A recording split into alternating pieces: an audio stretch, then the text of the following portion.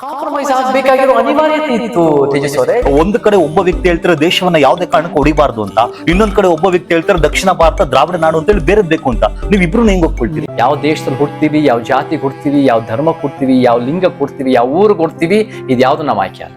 ಕರ್ನಾಟಕಕ್ಕೆ ಹೋದ್ರೆ ಬೇಗ ಲೈನ್ ಲೈಟಿಗೆ ಬರ್ಬೋದು ಅಂತ ಬಂದ್ರೆ ಅವರೆಲ್ಲ ಇಲ್ಲೇ ಹುಟ್ಟು ಬೆಳೆದಿದ್ದಾರೆ. ಅವ್ರ ಕೊಡುಗೆ ಏನು?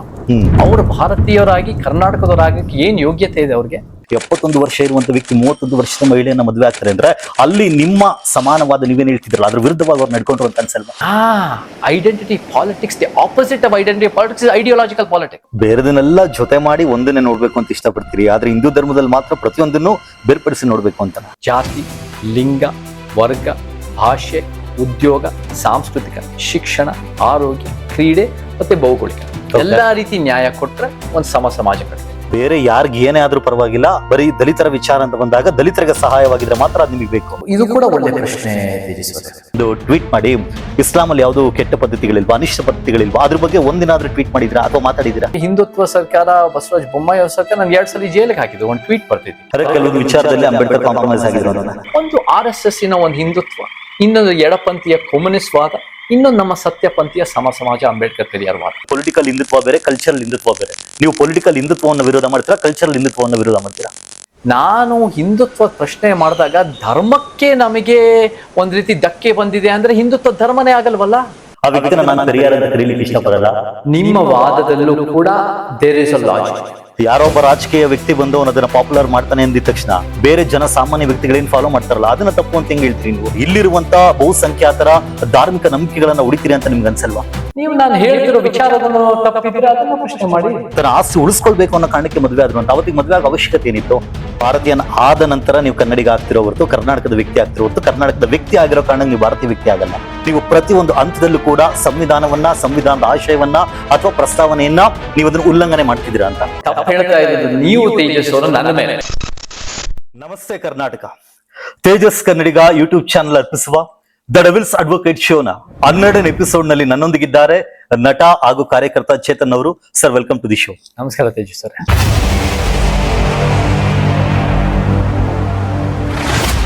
ಸರ್, ನಿಮ್ಮ ಯಾವ ಸ್ಟೇಟ್ಮೆಂಟ್ ಅಂದ್ರೆ ಯಾವ ಕಾಂಟ್ರವರ್ಸಿಯಲ್ ಸ್ಟೇಟ್ಮೆಂಟ್ ಗಳಿಂದ ಶೋನ ಪ್ರಾರಂಭ ಮಾಡೋಣ?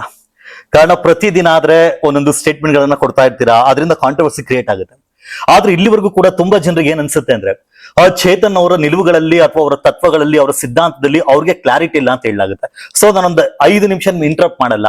ನಿಮ್ಮ ಸಿದ್ಧಾಂತ ಏನಿದೆ, ನೀವ್ ಏನಕ್ಕೋಸ್ಕರ ಈ ರೀತಿ ಹೋರಾಟ ಮಾಡ್ತಿದ್ದೀರಾ? ಕಾರಣ ನೀವ್ ಇಲ್ಲಿ ಹುಟ್ಟಿರುವಂತ ವ್ಯಕ್ತಿ ಅಲ್ಲ, ನೀವೆಲ್ಲೋ ಅಮೆರಿಕದಲ್ಲಿ ಹುಡ್ತೀರಿ, ಆದ್ರೆ ಇಲ್ಲಿ ಬರ್ತೀರಿ, ಇಲ್ಲಿ ಬಂದಾದ್ಮೇಲೆ ನಾಯಕ ನಟನಾಗಿ ಗುರುತಿಸ್ಕೊಳ್ತೀರಿ. ಆದ್ರೆ ಅದಾದ ನಂತರ ಆಲ್ ಆಫ್ ಎ ಸಡನ್ ನೀವು ಒಬ್ಬ ನಟ ಅನ್ನೋದಕ್ಕಿಂತ ಮುಖ್ಯವಾಗಿ ನೀವು ಒಬ್ಬ ಹೋರಾಟಗಾರ ರೀತಿಯಲ್ಲಿ ಇವತ್ತಿಗೆ ಜನರಿಗೆ ನೀವು ಕಾಣಿಸ್ಕೊಳ್ತಿರುವಂತದ್ದು. ನಿಮ್ಮ ಸಿದ್ಧಾಂತ ಏನಿದೆ? ಏನಕ್ಕೋಸ್ಕರ ಈ ಹೋರಾಟ? ನಾನು ಹುಟ್ಟಿ ಬೆಳೆದಿದ್ದು ಅಮೆರಿಕದಲ್ಲಿ.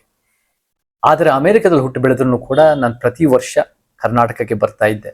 ನಮ್ಮ ರಾಜ್ಯದ ಸಮಯದಲ್ಲಿ ನಾನು ಕೂಡ ಕನ್ನಡದವನು ಅಂತ ನನ್ನ ಮನಸ್ಸಿನಲ್ಲಿ ಯಾವಾಗಲೂ ಕೂಡ ಅಮೆರಿಕದಲ್ಲಿ ಇದ್ದಾಗಲೂ ಅದೇ ರೀತಿ ನನಗೆ ಅನಿಸ್ತಾ ಇತ್ತು. ನಾನು ಯಾವತ್ತು ಅಮೆರಿಕನ್ ಅಂತ ನನಗೆ ಅನಿಸ್ತಾ ಇರಲಿಲ್ಲ. ಆ ಸಮಾಜಕ್ಕಿಂತ ನಾನು ಕರ್ನಾಟಕದ ಜೊತೆ ಭಾವನಾತ್ಮಕವಾಗಿ ಹತ್ರ ನನ್ನ ಕನೆಕ್ಷನ್ ಇತ್ತು. ಸೊ ಅಮೆರಿಕ ಸಮಾಜನೂ ನೋಡೋಕ್ಕೆ ಅವಕಾಶ ಸಿಕ್ತು. ಅಲ್ಲೂ ಓದಿದೆ, ಅಲ್ಲೂ ವಿಚಾರ ತಿಳ್ಕೊಂಡೆ. ಕರ್ನಾಟಕದ ಬಗ್ಗೆನೂ ವಿಚಾರ ತಿಳ್ಕೊಂಡು, ಕರ್ನಾಟಕದ ಬಗ್ಗೆನೂ ಅಧ್ಯಯನ ಮಾಡಿ, ಭಾರತದ ಬಗ್ಗೆನೂ ನಾನು ಡಿಗ್ರಿ ಮಾಡಿ ನನ್ನ ಯೂನಿವರ್ಸಿಟಿನಲ್ಲಿ ಎಲ್ಲ ಸಬ್ಜೆಕ್ಟ್ಸ್ಗಳಲ್ಲೂ ಚೆನ್ನಾಗಿ ಓದಿ, ನನಗೂ ಕೂಡ ಅಲ್ಲಿ ಆಗಿರೋ ಒಂದು ರೀತಿ ಸಮಾಜದ ಸಮಸ್ಯೆಗಳು ಅರ್ಥ ಮಾಡಿಕೊಂಡು, ಮತ್ತೆ ನಾನು ಕೂಡ ಕೆಲವು ತಾರತಮ್ಯಗಳು ಅನುಭವಿಸಿ ಕರ್ನಾಟಕದಲ್ಲಿರೋ ಒಂದು ಅಸಮಾನತೆ ನನಗೆ ಹೆಚ್ಚು ಕಾಣಿಸ್ತು, ಅಮೆರಿಕದಲ್ಲಿರೋ ಅಸಮಾನತೆನೂ ಹೆಚ್ಚು ಕಾಣಿಸ್ತು. ಆದರೆ ಎಲ್ಲಿ ನಾನು ಜಾಸ್ತಿ ಒಳ್ಳೇದು ಮಾಡ್ಬೋದು, ಎಲ್ಲಿ ಜಾಸ್ತಿ ನಮ್ಮ ಒಂದು ಸಮಾಜದ ಪರಿಕಲ್ಪನೆ, ಅದು ಯಾವಾಗ ನನಗೆ ಗೊತ್ತಾಯ್ತು ಅಂದ್ರೆ, ಒಂದು ಅನಿಸ್ತು ಅಂದ್ರೆ, ನಾನು ಸ್ಟಡೀಸ್ ಮಾಡ್ತಿದ್ದಾಗ, ನಾನು 3rd fourth year ಕಾಲೇಜ್ನಲ್ಲಿ ಇದ್ದಾಗ, ಡಿಗ್ರಿನಲ್ಲಿ ಇದ್ದಾಗ, ಏರ್ ಯೂನಿವರ್ಸಿಟಿ ಬಹಳ ಎಕ್ಸ್ಟ್ರಾರ್ನರಿ ಯೂನಿವರ್ಸಿಟಿ ಅದು. ಆ ಯೂನಿವರ್ಸಿಟಿನಲ್ಲಿ ಇದ್ದಾಗ ನನಗೆ ಒಂದು ಥಾಟ್, ಒಂದು ಆಲೋಚನೆ ಬಂತು. ಅದೇನಂದ್ರೆ, ಅಮೆರಿಕದಲ್ಲಿರೋ ಹ್ಯಾಂಪ್ಟನ್ಸ್, ನ್ಯೂಯಾರ್ಕ್ನಲ್ಲಿ ಬಹಳ ಅಗರ್ಭ ಶ್ರೀಮಂತ ಇರೋ ಬಿಳಿ ಗಂಡಸೂನು ಕೂಡ ಸರಿಸಮಾನ. ನಮ್ಮ ಕಲ್ಯಾಣ ಕರ್ನಾಟಕ, ನಮ್ಮ ಗುಡಿಸಲಲ್ಲಿ ವಾಸ ಮಾಡ್ತಿರೋ ದಲಿತ ಆದಿವಾಸಿ ಮಹಿಳೆನೂ ಕೂಡ ಸರಿಸಮಾನ. ನಾವು ಅಂಥ ಸಮಾಜ ಕಟ್ಟಬೇಕು ಅಂತ ನನಗೆ ಕಾಲೇಜ್ನಲ್ಲಿ ಇದ್ದಾಗ, ನನಗೆ ಅವಾಗ ಒಂದು 22 ವರ್ಷ ಯುವಕನಾಗಿದ್ದಾಗ ನನಗೆ ಅನಿಸ್ತು. ಎಷ್ಟೋ ಹೋರಾಟಗಳು ಮಾಡ್ಕೊಂಡು ಬಂದಿದ್ದೆ, ವಿಚಾರ ಓದಿದ್ದೆ. ಇದನ್ನ ಒಂದು ಸಮಾಜ ಕಟ್ಟಬೇಕು ಅಂದ್ರೆ ಎಲ್ಲಿ ಕಟ್ಬೋದು? ಅಮೆರಿಕದಲ್ಲಿ ನಾನು ಒಂದು 10-15 ಜನಕ್ಕೂ ಒಳ್ಳೇದು ಮಾಡ್ಬೋದು. ಕರ್ನಾಟಕಕ್ಕೆ ವಾಪಸ್ ಹೋದ್ರೆ ಒಂದು 30-40 ಜನಕ್ಕೆ ಒಳ್ಳೇದು ಮಾಡ್ಬೋದು. ಎಲ್ಲಾ ಕಡೆ ಜನರ ಜೀವನನೂ ಸರಿ ಸಮಾನ ಅಂದ್ರೆ ಎಲ್ಲಿ ಜಾಸ್ತಿ ಒಳ್ಳೇದು ಮಾಡ್ಬೋದು ಅಲ್ಲಿ ಹೋಗ್ಬೇಕು ಅನ್ನೋ ರೀತಿನಲ್ಲಿ ನಾನು ಕರ್ನಾಟಕದಲ್ಲಿ ಒಂದು ರಂಗಭೂಮಿ ಮುಖಾಂತರ ಒಂದು ರಂಗಭೂಮಿ ಮುಖಾಂತರ ಬರೀ ಅಭಿನಯಕ್ಕೋಸ್ಕರ ಅಲ್ಲ, ಒಂದು ಮನರಂಜನೆಗೋಸ್ಕರ ಅಲ್ಲ, ಒಂದು ಸಿನಿಮಾ ರಂಗತ್ತರ ವ್ಯಾಪಾರ ದೃಷ್ಟಿ ಅಲ್ಲ, ನಾನು ಆ ರಂಗಭೂಮಿ ಮುಖಾಂತರ ಹಿಂಗೆ ಪರಿವರ್ತನೆ ಮಾಡ್ಬೋದು ಅಂತ ಚಳುವಳಿನಲ್ಲಿ ನಾನು ಭಾಗವಹಿಸ್ಬೇಕು, ನಾನು ಕೂಡ ಸಮಾಜಕ್ಕೆ ಕೊಡುಗೆ ಕೊಡಬೇಕು ಅಂತ 21 ವರ್ಷದ ಹಿಂದೆ ಒಂದು ಸ್ಕಾಲರ್ಶಿಪ್ನಲ್ಲಿ ನಾನು ಕರ್ನಾಟಕಕ್ಕೆ ಬಂದು ನ್ಯಾಷನಲ್ ಸ್ಕೂಲ್ ಆಫ್ ಡ್ರಾಮಾ ಮತ್ತೆ ಈ ಥರದ್ದು ಕನೆಕ್ಷನ್ ಇಟ್ಟು ಕೆಲಸ ಮಾಡಿ ಸುರೇಶ್ ಆಣಗಲ್ಲಿ ಅವರು, ನಾನು ಕೂಡ ಇಲ್ಲಿ ಕೆಲಸ ಮಾಡ್ತಾ ಇದ್ದೆ. ಬೀದಿ ನಾಟಕಗಳು ಮತ್ತೆ ಸ್ವಸಹಾಯ ಸಂಘಗಳು, ಮಹಿಳಾ ಸ್ವಸಹಾಯ ಸಂಘಗಳ ಜೊತೆ ಹೆಂಗೆ ಒಂದು ರಂಗಭೂಮಿ ಮುಖಾಂತರ ನಾವು ವಿಚಾರಗಳು ಡೌರಿ ಆಗಿರ್ಬೋದು ಮತ್ತೆ ಮಹಿಳಾ ಆರ್ಥಿಕ ಸಬಲೀಕರಣ ಆಗಿರ್ಬೋದು, ಈ ವಿಚಾರಗಳೆಲ್ಲ ಮಾಡ್ತಿರುವಾಗ ಆಕಸ್ಮಿಕವಾಗಿ ಅನಿರೀಕ್ಷಿತವಾಗಿ ನನಗೆ ಸಿನಿಮಾ ಅನ್ನೋದು ಒಂದು ರಂಗ ಪರಿಚಯ ಆಯಿತು. ನಮಗೆ ಒಂದು ರೀತಿ ಆಫರ್ಗಳು ಬಂತು ನರೇಂದ್ರ ಬಾಬು ಅಂತ ಒಂದು ವ್ಯಕ್ತಿಯಿಂದ. ಅಲ್ಲಿಂದ ಕೆಲವು ವರ್ಷ ಸಿನಿಮಾಗಳು ಮಾಡಿದೆ, ಅದು ಕೆಲವು ಯಶಸ್ಸಾಯ್ತು, ಇನ್ಸ್ಪೈಟ್ ಆಫ್ ಮೀ ಯಶಸ್ಸಾಯ್ತು. ಬಟ್ ನಮಗೆ ನಟ ಆಗ್ಬೇಕು ಅಂತ ಏನ್ ಬಂದಿದ್ದೇನಲ್ಲ, ಚಿಕ್ಕ ವಯಸ್ಸಿಂದನೂ ಕೂಡ ಅಭಿನಯ ಮಾಡ್ತಾ ಇದ್ದೆ, ಏಕಪಾತ್ರ ಅಭಿನಯ ಮಾಡ್ತಾ ಇದ್ದೆ, ನಾಟಕ ಮಾಡ್ತಾ ಇದ್ದೆ. ನಾನು ಕೂಡ ಡಿಗ್ರಿನಲ್ಲಿ, ನಾನು ಕಾಲೇಜ್ನಲ್ಲಿ acting classes, not for acting purposes, ನಾನು ಯಾವಾಗಲೂ ತಗೊಂಡಿದ್ದು ಥಿಯೇಟರ್ ಇಂದ ಪರಿವರ್ತನೆಗೋಸ್ಕರ. So the politics through theatre, the politics through art ಅನ್ನೋದು ನನ್ನ ಆಸಕ್ತಿ ಇತ್ತು. ನಾನು ಚಿಕ್ಕ ವಯಸ್ಸಿನ ರಂಗಭೂಮಿ ಮಾಡಿದ್ದೆ, ಏಕಪಾತ್ರ ಅಭಿನಯಗಳೆಲ್ಲ ಮಾಡಿದ್ದೆ, ಸ್ಟೇಜ್ ಮೇಲೆ ಸ್ಯಾಕ್ಸಫೋನ್ ನುಡ್ಸೋದಾಗಿರ್ಬೋದು, ಕತೆ ಹೇಳೋದು, ಈ ಥರ ಚಿಕ್ಕ ವಯಸ್ಸಿಂದನೂ ಮಾಡ್ಕೊಂಡ್ ಬರ್ತಾ ಇದ್ದೆ. ಸೊ ನಾನು ಕರ್ನಾಟಕಕ್ಕೆ ಬಂದಿದ್ದು ರಂಗಭೂಮಿ ಬೇಕಾಗಿದ್ದು, ಬಟ್ ಆಕ್ಟಿಂಗ್ ಮಾಡಬೇಕು ಅಂತ ಉದ್ದೇಶ ಇರಲಿಲ್ಲ. ಹೆಂಗೆ ಒಂದು ಸಮಾಜಕ್ಕೆ ಒಂದು ರೀತಿ ಕೊಡುಗೆ ಕೊಡ್ಬೋದು ಅಂತ. ಅದು ಒಂದು ಆಕ್ಟಿಂಗ್ ಬಂದಾಗ ಇದನ್ನ ಮಾಡಿದ್ರೆ ನಮ್ಗೆ ಜಾಸ್ತಿ ರೀಚ್ ಆಗ್ಬೋದಲ್ಲ, ಇನ್ನು ಜಾಸ್ತಿ ಜನಕ್ಕೆ ಒಳ್ಳೇದಾಗ್ಬೋದಲ್ಲ, ಇದರಿಂದ ಜಾಸ್ತಿ ನಮ್ಮ ಒಂದು ಗುರಿಯನ್ನ ರೀಚ್ ಮಾಡಕ್ ಸಾಧ್ಯ ಆಗ್ಬೋದಲ್ಲ ಅಂತ ಒಂದು ಕೆಲವು ಬಂದಿರೋ ಸಿನಿಮಾ. ಇದನ್ನ ಈ ರೀತಿನೂ ಹೇಳ್ಬೋದಾ, ಅಮೆರಿಕಾದಲ್ಲಿ ಇದ್ರೆ ಬೇಗ ಲೈಮ್ ಲೈಟಿಗೆ ಬರೋದಕ್ಕಾಗಲ್ಲ, ಕರ್ನಾಟಕಕ್ಕೆ ಹೋದ್ರೆ ಬೇಗ ಲೈಮ್ ಲೈಟಿಗೆ ಬರ್ಬೋದು ಅಂತ ಬಂದ್ರಿ ಅಂತ? ಲೈಮ್ ಲೈಟ್ ಬರೋ ನನ್ನ ಉದ್ದೇಶ ಇರಲಿಲ್ಲ. ಅಮೆರಿಕದಲ್ಲೂ ಕೂಡ ನಮಗೆ ಸ್ವಲ್ಪ ಒಂದ್ ರೀತಿ ಸ್ಮಾಲ್ ಲೆವೆಲ್ ನಾವೇ ಬಹಳ ಪಾಪ್ಯುಲರ್ ಇದ್ವಿ. ನಮ್ಗೆ ಲೈಮ್ ಲೈಟ್ ಬರೋದು ನಮ್ ಗುರಿ ಆಗ್ಲಿಲ್ಲ. ಅದ್ ಯಾವತ್ತೂ ನಮ್ ಗುರಿ ಅಲ್ಲ. ನಮ್ ಗುರಿ ಇದ್ದಿದ್ದು ಸಮಾಜಕ್ಕೆ ಹೆಂಗೆ ಒಳ್ಳೇದ್ ಮಾಡ್ಬೋದು. ನಿಜ ಹೇಳ್ಬೇಕು ಅಂದ್ರೆ ಸಿನಿಮಾ ನನಗೆ ಪರಿಚಯ ಆಯ್ತು, ಅದು ನಾನು ಅವಾಗ 1 ವರ್ಷ ನಾನು ಬೆಂಗಳೂರಿನಲ್ಲಿ ಕರ್ನಾಟಕದಲ್ಲಿ ಇದ್ದೆ. ಏನಾದ್ರೂ ನನಗೆ ಹೋರಾಟಗಳು ಚಳುವಳಿಗಳು ಪರಿಚಯ ಆಗಿದ್ರೆ ನಾನು ಸಿನಿಮಾಗೆ ಸೇರ್ಕೊಂತಾನೆ ಇರಲಿಲ್ಲ, ನಾನು ಹೋರಾಟಕ್ಕೆ ಸೇರ್ಕೊಳ್ತಾ ಇದ್ದೆ. ಸೊ ಇಟ್ ವಾಸ್, ನನಗೆ ಸಿನಿಮಾ ಬಂತು, ಇದರಿಂದ ಕಲೆ, what is luck, opportunity meets preparedness. So ನನಗೆ ಒಂದು ರೀತಿ ಒಂದು ಅವಕಾಶ ಬಂತು. ಯಾಕೆ ಬಂತು ಅಂದ್ರೆ ನಾನು ರೆಡಿ ಆಗಿದ್ದೆ, ಅದೇ ಒಂದು ಸರ್ಕಲ್ ನಲ್ಲಿದ್ದೆ. ಸೊ ಆ ರೀತಿ ಬಂತು. ಬಟ್ ನಮ್ಮ ಲೈಮ್ ಲೈಟ್ ಪಡೆಯೋದು ನಮ್ಮ ಉದ್ದೇಶ ಅಲ್ಲ. ವಿಚಾರ, ಪ್ರಜಾಪ್ರಭುತ್ವ, ಸಮಾಜ, ಜನರ ಬದುಕನ್ನ ಒಳ್ಳೇದು ಮಾಡೋದು ನಮ್ಮ ಗುರಿ. ಲೈಮ್ ಲೈಟ್ ಸ್ವಲ್ಪ ಸಿಕ್ಕಿರ್ಬೋದು, ಬಟ್ ಅದು ನಮ್ಮ ಗುರಿ ಅಲ್ಲ. ಚೇತನ್ ನಟ ಫಸ್ಟಾ ಅಥವಾ ಹೋರಾಟಗಾರ ಅಥವಾ ಕಾರ್ಯಕರ್ತ ಫಸ್ಟಾ? ನಾನು ಯಾವಾಗಲೂ ಅಮೆರಿಕದಲ್ಲೂ ಕೂಡ ಹೈಸ್ಕೂಲ್ನಲ್ಲಿ ನಾವು ಫೈಟ್ ಮಾಡ್ತಾ ಇದ್ದಾಗ ಒಂದು ಹೋರಾಟದಿಂದನೇ ನಾವು ಫೈಟ್ ಮಾಡ್ಕೊಂಡ್ ಬರ್ತಾ ಇದೀವಿ. ನಾವು ಕೂಡ ರಂಗಭೂಮಿ ಮಾಡೋದ್ರೂ ಕೂಡ ನಮಗೆ ಒಂದು ಇಟ್ ಇಸ್ ಫಾರ್ ಟ್ರಾನ್ಸ್ಫರ್ಮೇಶನ್ ಅಂತ ನಾವು ಬಯಸಿರೋರು. ಸೊ ಹೋರಾಟಗಾರ ಬೈ ಚಾಯ್ಸ್, ಸಿನಿಮಾ ನಟ ಬೈ ಚಾನ್ಸ್. ಓಕೆ ಸರ್, ಒಂದೇನು ಅಂದ್ರೆ ಇದಪ್ಪ ನನ್ನ ಸಿದ್ಧಾಂತ ಅಂತ ಹೇಳ್ತೀವಿ ಅನ್ನೋದಾದ್ರೆ ಏನ್ ನಿಮ್ಮ ಕೋರ್ ಐಡಿಯಾಲಜಿ ಏನು? ಕೋರ್ ಐಡಿಯಾಲಜಿ ಅಂದ್ರೆ ಒಂದು ಸಮಾಜ, ಓಕೆ, ಒಂದು ಸಮಾನತೆಯ ಸಮಾಜ ಇವತ್ತಿಗಿಲ್ಲ ಅಂತನಾ? ಇವತ್ತು ಸಮಾಜದಲ್ಲಿ ಅಸಮಾನತೆಯಲ್ಲಿ ತುಂಬಿ ತುಳುಕ್ತಾ ಇದೆ. ಓಕೆ, ನಾವು ಸಮಾನತೆ ಕಟ್ಟಬೇಕು ಅಂದ್ರೆ 10 ಮೇನ್ ಆಸ್ಪೆಕ್ಟ್ಸ್ ಇಂದ ಜಸ್ಟಿಸ್ ಕೊಡಬೇಕು. ಜಸ್ಟಿಸ್ ಅಂದ್ರೆ ಒಂದು ಇತಿಹಾಸದ ತಪ್ಪುಗಳನ್ನ ಸರಿಪಡಿಸೋದು. ಓಕೆ, ಸೊ ಆ 10 ಮೇನ್ ಆಸ್ಪೆಕ್ಟ್ಸ್ ಅಂದ್ರೆ ಒಂದು ರೀತಿ ಒಂದು ಜಾತಿ, ಲಿಂಗ, ವರ್ಗ, ಭಾಷೆ, ಉದ್ಯೋಗ, ಸಾಂಸ್ಕೃತಿಕ, ಶಿಕ್ಷಣ, ಆರೋಗ್ಯ, ಕ್ರೀಡೆ ಮತ್ತೆ ಭೌಗೋಳಿಕ, ಎಲ್ಲಾ ರೀತಿ ನ್ಯಾಯ ಕೊಟ್ರೆ ಒಂದು ಸಮಾಜ ಕಟ್ಬೋದು. So it's building of an equal society through justice, ನಮ್ಮ ಸಂವಿಧಾನ ಪೀಠಿಕೆ ಹೇಳೋ ತರ, ಮತ್ತೆ ವೈಜ್ಞಾನಿಕ ಮನೋಭಾವದ ಮುಖಾಂತರ, ವೈಜ್ಞಾನಿಕ ಒಂದು ಎವಿಡೆನ್ಸು, ದಾಖಲೆಗಳು, ಇದರ ಮುಖಾಂತರ ಕಟ್ಟಬೇಕು ಹೊರತು ನಿಮ್ಮ ಒಂದು ರೀತಿ ಧರ್ಮಗಳು ಅಥವಾ ನಿಮ್ಮ ಒಂದು ಮೌಢ್ಯ ನಂಬಿಕೆಗಳು ನಿಮ್ಮ ಮನೆಯಲ್ಲಿ ನಿಮ್ಮ ಧರ್ಮಕ್ಷೇತ್ರ ಮುಂದುವರಿಸಿ ಧರ್ಮ ನಿರಪೇಕ್ಷತೆ ಮುಖಾಂತರ, ಸೆಪರೇಷನ್ ಆಫ್ ಗವರ್ಮೆಂಟ್ ಅಂಡ್ ರಿಲಿಜಿಯನ್ಗಳ ಮುಖಾಂತರ ನಾವು ಸಮಾಜನ ವೈಜ್ಞಾನಿಕವಾಗಿ ಕಟ್ಟಬೇಕು. ನೀವೇನ್ ಸಿದ್ಧಾಂತ ಹೇಳ್ತಿದ್ರಲ್ಲ, ಭಾರತದಲ್ಲಿ ಅದನ್ನ ಜಾರಿ ತರಕಾಗುತ್ತೆ ಅಂತ ಅನ್ಸುತ್ತೆ ನಿಮ್ಗೆ? ಪ್ರಾಮಾಣಿಕ ಪ್ರಯತ್ನ ಮಾಡೋದಷ್ಟೇ ನಮ್ ಗುರಿ. ಪ್ರಾಮಾಣಿಕ ಪ್ರಯತ್ನ ಮಾಡಿದ್ರೆ ಒಂದ್ ಮಟ್ಟಕ್ಕೆ ನಾವು ಸಕ್ಸಸ್ ಆಗಬಹುದು. ಜನರಿಗೂ ಕೂಡ ಅವ್ರ ಜೀವನಕ್ಕೆ ಒಂದು ಪರಿಹಾರ ಬೇಕು, ಅವ್ರ ಸಮಸ್ಯೆಗಳು ಪರಿಹಾರ ಬೇಕು, ಒಂದು ಜೀವನಕ್ಕೆ ಒಂದು ಉತ್ತಮ ಸಮಾಜ ಬೇಕಿದೆ. ಆ ದಿಕ್ಕಿನಲ್ಲಿ ಹೋದ್ರೆ ನಮ್ಮ ಮಕ್ಕಳು ಮೊಮ್ಮಕ್ಕಳಿಗೆ ನಮಗಾಗಿರೋ ಅನ್ಯಾಯಗಳು ಆಗದೆ ಇರಂಗೆ ನಾವು ಪ್ರಾಮಾಣಿಕ ಪ್ರಯತ್ನ ಮಾಡ್ತೀವಿ. ಸರ್, ಇಲ್ಲಿವರೆಗೂ ನಿಮ್ಮ ಕೋರ್ ಐಡಿಯಾಲಜಿನ ಕೇಳಿದೆ, ಬಟ್ ಇಲ್ಲಿಂದ ರಿಯಲ್ ಆಗಿ ಸ್ಟಾರ್ಟ್ ಮಾಡೋಣ. ಏನಕ್ಕೆ ಅಂದ್ರೆ ನೀವು ಹಲವಾರು ಕಾಂಟ್ರವರ್ಸಿಯಲ್ ಸ್ಟೇಟ್ಮೆಂಟ್ ಗಳನ್ನ ಕೊಡ್ತೀರಾ. ಬಟ್ ಒಂದೇನು ಅಂದ್ರೆ ಅದೇ ಸಂದರ್ಭದಲ್ಲಿ ಒಂದು ಮಾತನ್ನ ಹೇಳ್ತೀರಾ ಅಥವಾ ಒಂದು ಟ್ವೀಟ್ ಮಾಡ್ತೀರಾ, I would never go against the constitutions ಏನು ಪ್ರಿಯಾಂಬಲ್. ನಾನು ಸಂವಿಧಾನದ ವಿರುದ್ಧ ಅಥವಾ ಸಂವಿಧಾನದ ಪೀಠಿಕೆ ಅಥವಾ ಪ್ರಸ್ತಾವನೆ ವಿರುದ್ಧ ಯಾವುದೇ ಕಾರಣಕ್ಕೂ ಹೋಗೋದಿಲ್ಲ ಅಂತ ಹೇಳ್ತೀರಾ. ಆದ್ರೆ ನಿಮ್ಮ ಮಾತುಗಳನ್ನ ನೋಡಿದಾಗ, ನಿಮ್ಮ ಹೋರಾಟವನ್ನ ನೋಡಿದಾಗ, ಅಥವಾ ನೀವು ಯಾವ ವಿಷಯದ ಕುರಿತಾಗಿ ಗಟ್ಟಿಯಾಗಿ ಮಾತಾಡ್ತಿರೋದನ್ನ ನೋಡಿದಾಗ ನನ್ಗನ್ಸೋದು ನೀವು ಪ್ರತಿಯೊಂದು ಹಂತದಲ್ಲೂ ಕೂಡ ಸಂವಿಧಾನವನ್ನ, ಸಂವಿಧಾನದ ಆಶಯವನ್ನ ಅಥವಾ ಪ್ರಸ್ತಾವನೆಯನ್ನ ನೀವು ಅದನ್ನ ಉಲ್ಲಂಘನೆ ಮಾಡ್ತಿದ್ದೀರಾ ಅಂತ. ಉದಾಹರಣೆ ಹೇಳ್ತಾ ಹೋಗ್ತೀನಿ. ಹೇಳಿ. ಮೊದಲನೇದು, ಇದೇ ಕಾನ್ಸ್ಟಿಟ್ಯೂಷನ್ ಅಲ್ಲಿ ಸಾವರಿನ್ ಅನ್ನುವಂಥ ಪದ ಇದೆ, ಸಾರ್ವಭೌಮ ಅಂತ. ಆದ್ರೆ ಒಂದೇನು ಅಂದ್ರೆ ನೀವು ಭಾರತಕ್ಕೆ ಬರ್ತೀರಾ, ಆದ್ರೆ ಇಲ್ಲಿವರೆಗೂ ಕೂಡ ಆಗ್ಲೂ ಕೂಡ ರ್ಯಾಪಿಡ್ ಫೈರ್ ರೌಂಡ್ ಅಲ್ಲೂ ಕೂಡ ಅದನ್ನ ಕೇಳಿದ್ರೆ ನೀವು ಅದ್ ಮಾತಾಡ್ತಾ ಇದ್ರಿ ಏನು ಅಂದ್ರೆ ಈ ವೋಟರ್ ಐಡಿಯನ್ನ ತೆಗೆದುಕೊಂಡಿಲ್ಲ ಅಥವಾ ನಾನು ಇನ್ನೂ ಸಿಟಿಸನ್ಶಿಪ್ ಅನ್ನ ತೆಗೆದುಕೊಂಡಿಲ್ಲ ಅಂತ. ನೀವು ಭಾರತಕ್ಕೆ ಬಂದಂತ ವ್ಯಕ್ತಿ ಏನೊಂದು 14 ವರ್ಷ ಆದ್ಮೇಲೆ ನಿಮ್ಗೆ ಇವತ್ತಿಗೆ ತೆಗೆದುಕೊಳ್ಳಿಕ್ಕೆ ಅವಕಾಶ ಇದೆ ಸಿಟಿಸನ್ಶಿಪ್ ಅನ್ನ, ಆದ್ರೆ ಇಲ್ಲಿವರೆಗೂ ನೀವು ಪ್ರಯತ್ನ ಪಟ್ಟಿಲ್ಲ. ಏನಕ್ಕೆ? ನಾನು ಯಾವ್ದು OCI card, overseas citizenship of India, ಯಾವ್ಯಾವ ಕಾನೂನುಗಳಿದೆ ಅದರ ತಕ್ಕಂತೆ ನಾನು ಮುಂದುವರಿಸ್ತಾ ಇದ್ದೀನಿ. ನಾನು ಕೂಡ OCI ಅಲ್ಲಿ ನನಗೆ ಇಂಡಿಯನ್ ಗವರ್ಮೆಂಟ್ ಕೊಟ್ಟಿರೋ ಅಡಿಯಲ್ಲೇ ನಾನು ಕೆಲಸ ಮಾಡ್ತಾ ಇದ್ದೀನಿ. ನಾನು ಯಾವುದು ಇವತ್ತಿಗೂ ನಾನು ಎಲ್ಲ ರೀತಿ ಟ್ಯಾಕ್ಸ್ ಕಟ್ಟೋದಾಗಿರ್ಬೋದು, ಪ್ರತಿ ಒಂದು ಆಧಾರ್ ಕಾರ್ಡ್ ಇರೋದಾಗಿರ್ಬೋದು, ನಮಗೆ ವೋಟಿಂಗ್ ಒಂದು ಬಿಟ್ರೆ ನನಗೆ ಮಿಕ್ಕಿದೆಲ್ಲ ನನಗೆ ಇವತ್ತಿಗೂ ಎಲ್ಲ ರೀತಿ as a OCI citizen of India ನನಗೆಲ್ಲ ಅದರ ಅಡಿಯಲ್ಲಿ ನಾನು ಕೆಲಸ ಮಾಡ್ತಾ ಇದ್ದೀನಿ. ನನಗೆ ಸಿಟಿಸನ್ಶಿಪ್ ಅನ್ನೋದು ನನ್ಗೆ ಬೇಕು, ನಾನು ಅದನ್ನ ತಗೊಂತಾ ಇದ್ದೀನಿ. ನಾನು ಅಮೆರಿಕನ್ ಸಿಟಿಸನ್ಶಿಪ್ ಬಿಡ್ತಾ ಇದ್ದೀನಿ, ಅದು 1 ವರ್ಷ ಆಗಿದೆ. ಬಟ್ ಸಿಟಿಸನ್ಶಿಪ್ ಬೇಕೇ ಬೇಕು ಅನ್ನೋದೇನಿಲ್ಲ. ನಮಗೆ ಒಂದು ರೀತಿ ವಿಶ್ವಮಾನವ ಸಂದೇಶ ಅಂದ್ರೆ ಅಷ್ಟು ಒಂದು ರೀತಿ ಸಿಟಿಸನ್ಶಿಪ್ ಆಗಿದ ತಕ್ಷಣ ನೀನ್ ಭಾರತೀಯದವನು. ಇವತ್ತು ನಮ್ಗೆ 7 ಕೋಟಿ ಕರ್ನಾಟಕದವ್ರು ಬಿಡಿ, ನಮ್ಗೆ ಅಟ್ಲೀಸ್ಟ್ 224 × 3 ಒಂದು 775 ಜನ ಅಷ್ಟು MLA-ಗಳಾಗಕ್ಕೆ ಪ್ರಯತ್ನ ಪಡ್ತಾರೆ. ಅವರೆಲ್ಲ ಇಲ್ಲೇ ಹುಟ್ಟು ಬೆಳೆದಿದ್ದಾರೆ. ಅವ್ರ ಕೊಡುಗೆ ಏನು? ಅವರು ಭಾರತೀಯರಾಗಿ ಕರ್ನಾಟಕದವರಾಗಕ್ಕೆ ಏನ್ ಯೋಗ್ಯತೆ ಇದೆ ಅವ್ರಿಗೆ? ಅವರು ಇವತ್ತು ಇಲ್ಲೇ ಹುಟ್ಟಿದಾರಲ್ವಾ. ಇಲ್ಲೇ ಹುಟ್ಟಿರೋದು ನಮ್ ಚಾಯ್ಸ್ ಅಲ್ಲ. ಯಾವ ದೇಶದಲ್ಲಿ ಹುಡ್ತೀವಿ, ಯಾವ ಜಾತಿ ಹುಡ್ತೀವಿ, ಯಾವ ಧರ್ಮ ಕೊಡ್ತೀವಿ, ಯಾವ ಲಿಂಗ ಕೊಡ್ತೀವಿ, ಯಾವ ಊರು ಕೊಡ್ತೀವಿ, ಇದು ಯಾವ್ದು ನಮ್ಮ ಆಯ್ಕೆ ಅಲ್ಲ. ಬಟ್ ಹುಟ್ಟಿದ ಮೇಲೆ ಏನ್ ಮಾಡ್ತೀವಿ ಅದು ನಮ್ಮ ತನ. ಹುಟ್ಟಿದ ಮೇಲೆ ನಾನು ಒಂದು ಪ್ರಾಮಾಣಿಕವಾಗಿ ಒಂದು ಸಮಾಜ ಕಟ್ಟಕ್ಕೆ ನಾವ್ ಎಲ್ಲ ರೂಲ್ಸ್ ರೆಗ್ಯುಲೇಷನ್ಸ್ ಅಡಿಯಲ್ಲಿ ನಾನು ಕೆಲಸ ಮಾಡಿದ್ದೀನಿ ಹೊರತು ಯಾವತ್ತು ಒಂದು ಕೂಡ ಉಲ್ಲಂಘನೆ ಮಾಡೋ ಪ್ರಶ್ನೆನೇ ಬರಲ್ಲ. ಸಿಟಿಸನ್ಶಿಪ್ ನಮಗೆ ಬೇಕು. ಬಟ್ ನೀವು ಉಲ್ಲಂಘನೆ ಮಾಡಿದ್ರೆ ನಿಮ್ಮ OCI ಕಾರ್ಡ್ ಅನ್ನ ಅವ್ರು ಇಂಪೋರ್ಟ್ ಮಾಡ್ಕೊಂಡಿದ್ರಾ, ಕನ್ಫಿಸ್ಕೇಟ್ ಮಾಡಿದ್ರಾ ಅಥವಾ ಕ್ಯಾನ್ಸಲ್ ಮಾಡಿದ್ರಾ? ಕ್ಯಾನ್ಸಲ್ ಮಾಡಕ್ ಪ್ರಯತ್ನ ಪಟ್ಟರು, ಅದಕ್ಕೆ ಕೋರ್ಟ್ ಅದಕ್ಕೆ ಸ್ಟೇ ಕೊಟ್ಟರು. ಬಟ್ ನಮಗೆ ಅದ್ರ ಜೊತೆ ಈ ಸರ್ಕಾರನು ಕೂಡ ನಮಗೆ ಹಿಂದುತ್ವ ಸರ್ಕಾರ, ಬಸವರಾಜ ಬೊಮ್ಮಾಯಿ ಅವ್ರ ಸರ್ಕಾರ ನನ್ಗೆ 2 ಸಲ ಜೈಲಿಗೆ ಹಾಕಿದ್ರು ಒಂದು ಟ್ವೀಟ್ ಬರ್ತಿದ್ದಕ್ಕೆ. ನಿಮಗೆ ಯಾರನ್ನಾದ್ರೂ ಒಂದ್ ರೀತಿ ತಪ್ಪಿತಸ್ಥರಂತ ಮಾಡ್ಬೇಕು ಅಂದ್ರೆ ಅದಕ್ಕೆ ಯಾವ ಒಂದು ಎವಿಡೆನ್ಸ್ ಬೇಕಾಗತ್ತೆ ಏನಿಲ್ಲ. ಅದಕ್ಕೆ ನೀವ್ ಏನ್ ಬೇಕಾದ್ರೂ ಸುಳ್ಳುಗಳನ್ನ ಹಾಕಿ ನೀವು ಅದನ್ನ ಒಂದ್ ರೀತಿ ಈ ಸರ್ಕಾರಗಳು ನಾವು ಮಾಡೋದ್ ನೋಡಿದೀವಿ. ಅಂಡ್ ನನಗೂ ಅದೇ ರೀತಿ ಆಗಿದೆ. ಅದು 2022ರಲ್ಲಿ 23ನಲ್ಲಿ. ಸೊ ಅವ್ರಿಗೆ ನಮ್ಮ ವಿಚಾರದ ಮುಖಾಂತರ ಅವ್ರು ಡಿಫೀಟ್ ಮಾಡಕ್ಕಾಗಲ್ಲ.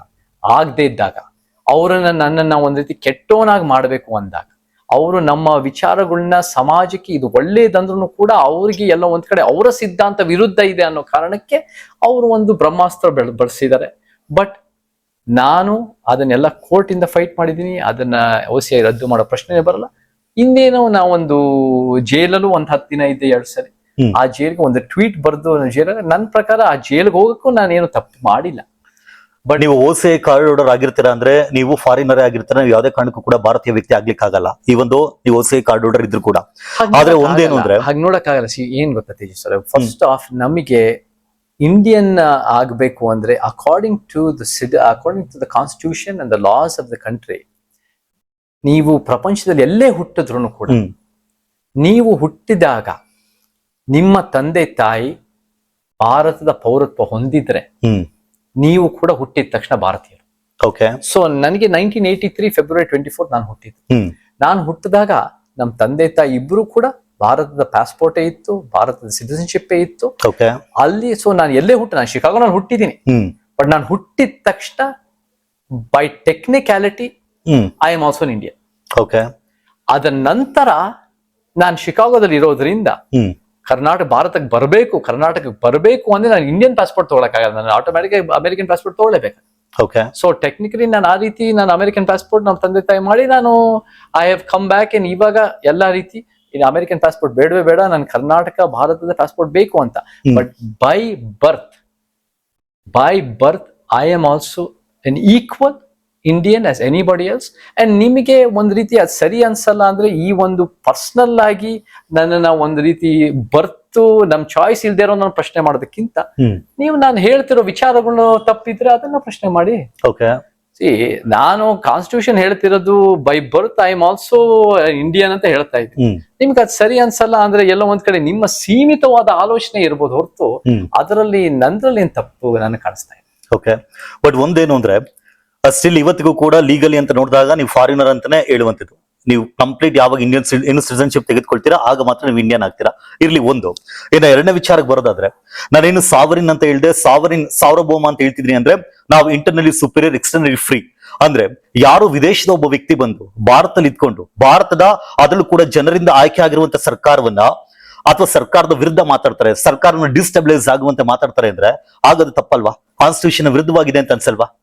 ನೀವ್ ಏನ್ ಮಾತಾಡ್ತೀರಾ ಬಹಳ ಮುಖ್ಯ ಆಗತ್ತೆ. ಓಕೆ, ಈ ಸರ್ಕಾರಗಳು ಎಲ್ಲಾರು ಕೂಡ ಜನ ವಿರೋಧಿಗಳು ಮತ್ತೆ ಒಂದ್ ರೀತಿ ಸಂವಿಧಾನನ ಉಲ್ಲಂಘನೆ ಮಾಡ್ತಿರೋ ಸರ್ಕಾರಗಳನ್ನ ಪ್ರಶ್ನೆ ಮಾಡಿ ನಿಜವಾಗ್ಲೂ ಸಂವಿಧಾನದ ಮೂಲ ಆಶಯಗಳು ಎತ್ತಿ ಹಿಡಿದ್ರೆ ಅದು ಯಾವ ಒಂದ್ ರೀತಿ ಎಲ್ಲಿ ಹುಟ್ಟಿದ್ರು ಅಥವಾ ಯಾವ ಒಂದ್ ರೀತಿ ಟೆಕ್ನಿಕಲ್ ಯಾವ ಜಾತಿ ಆಗಿದ್ರು, ಯಾವ ಧರ್ಮದವರಾಗಿದ್ರು, ಯಾವ ಲಿಂಗದವರಾಗಿದ್ರು, ಯಾವ ವ್ಯತ್ಯಾಸ. ನಾವು ಸಂವಿಧಾನ ಎತ್ತಿ ಹಿಡಿತಾ ಇದ್ವಿ. ನಿಜವಾಗ್ಲೂ ದೇಶದ ಪರಿಕಲ್ಪನೆ ಎತ್ತಿ ಹಿಡಿತಾ ಇರೋರು ಇವ್ರು ಯಾರು ಕೂಡ ವಿಧಾನಸೌಧದಲ್ಲಿರೋರು ಯಾರು ಕೂಡ ಅಲ್ಲ.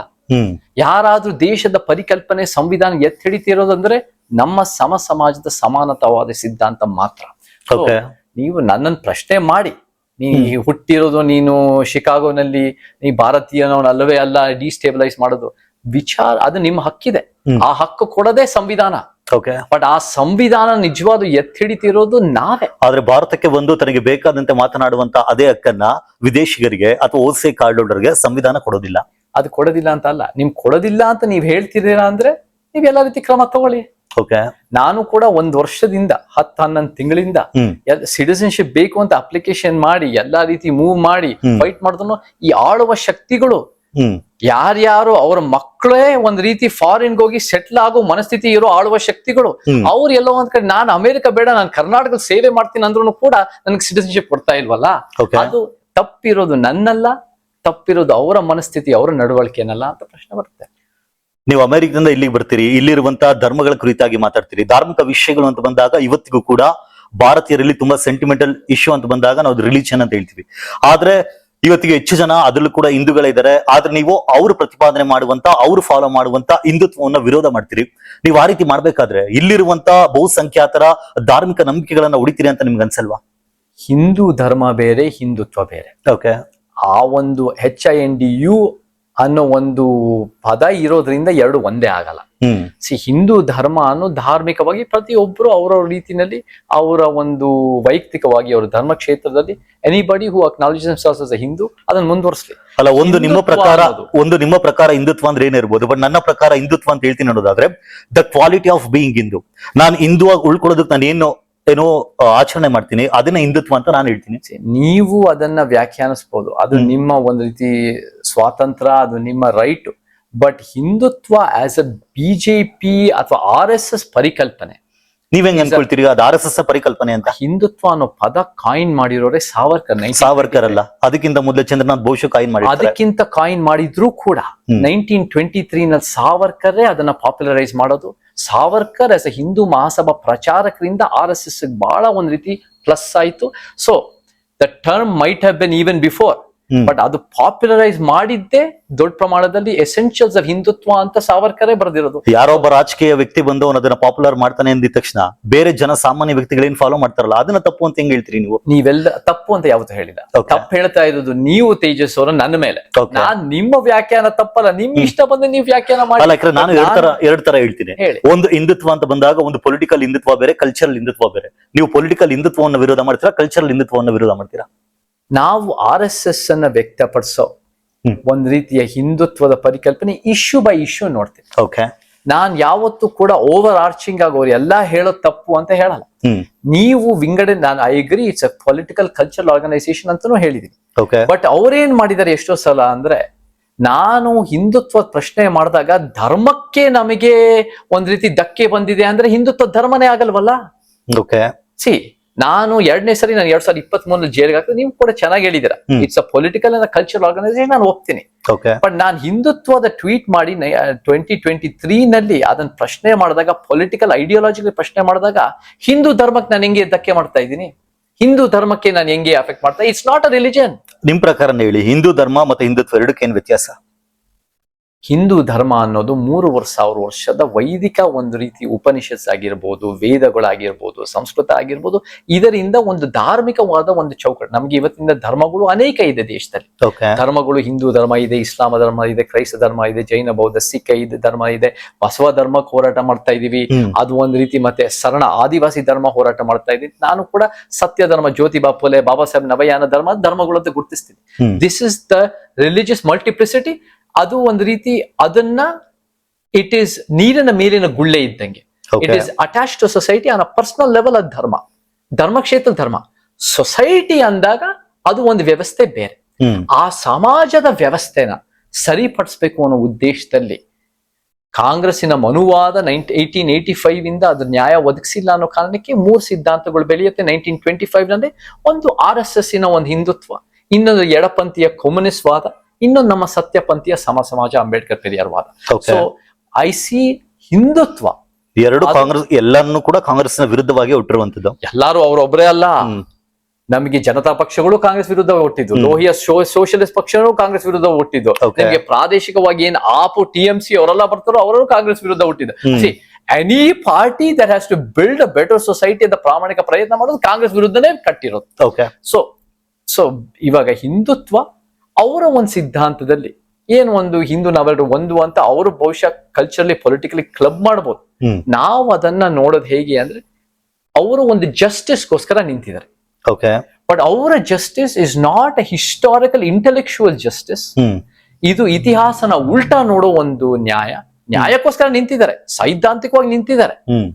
ಬಟ್ ಅವರ ಸಿದ್ಧಾಂತ ನಮಗೆ ಸಮಾಜದ ಇತಿಹಾಸನ ಅರ್ಥೈಸ್ಕೊಳ್ಳದೆ ಅವರು ಒಂದು ಬಹಳ ಅತಿ ಸರಳೀಕರಣ ಮಾಡಿ ಒಂದು ಧರ್ಮಗಳನ್ನ ಒಂದು ರೀತಿ ತಪ್ಪಿತಸ್ಥರು ಮಾಡಿ.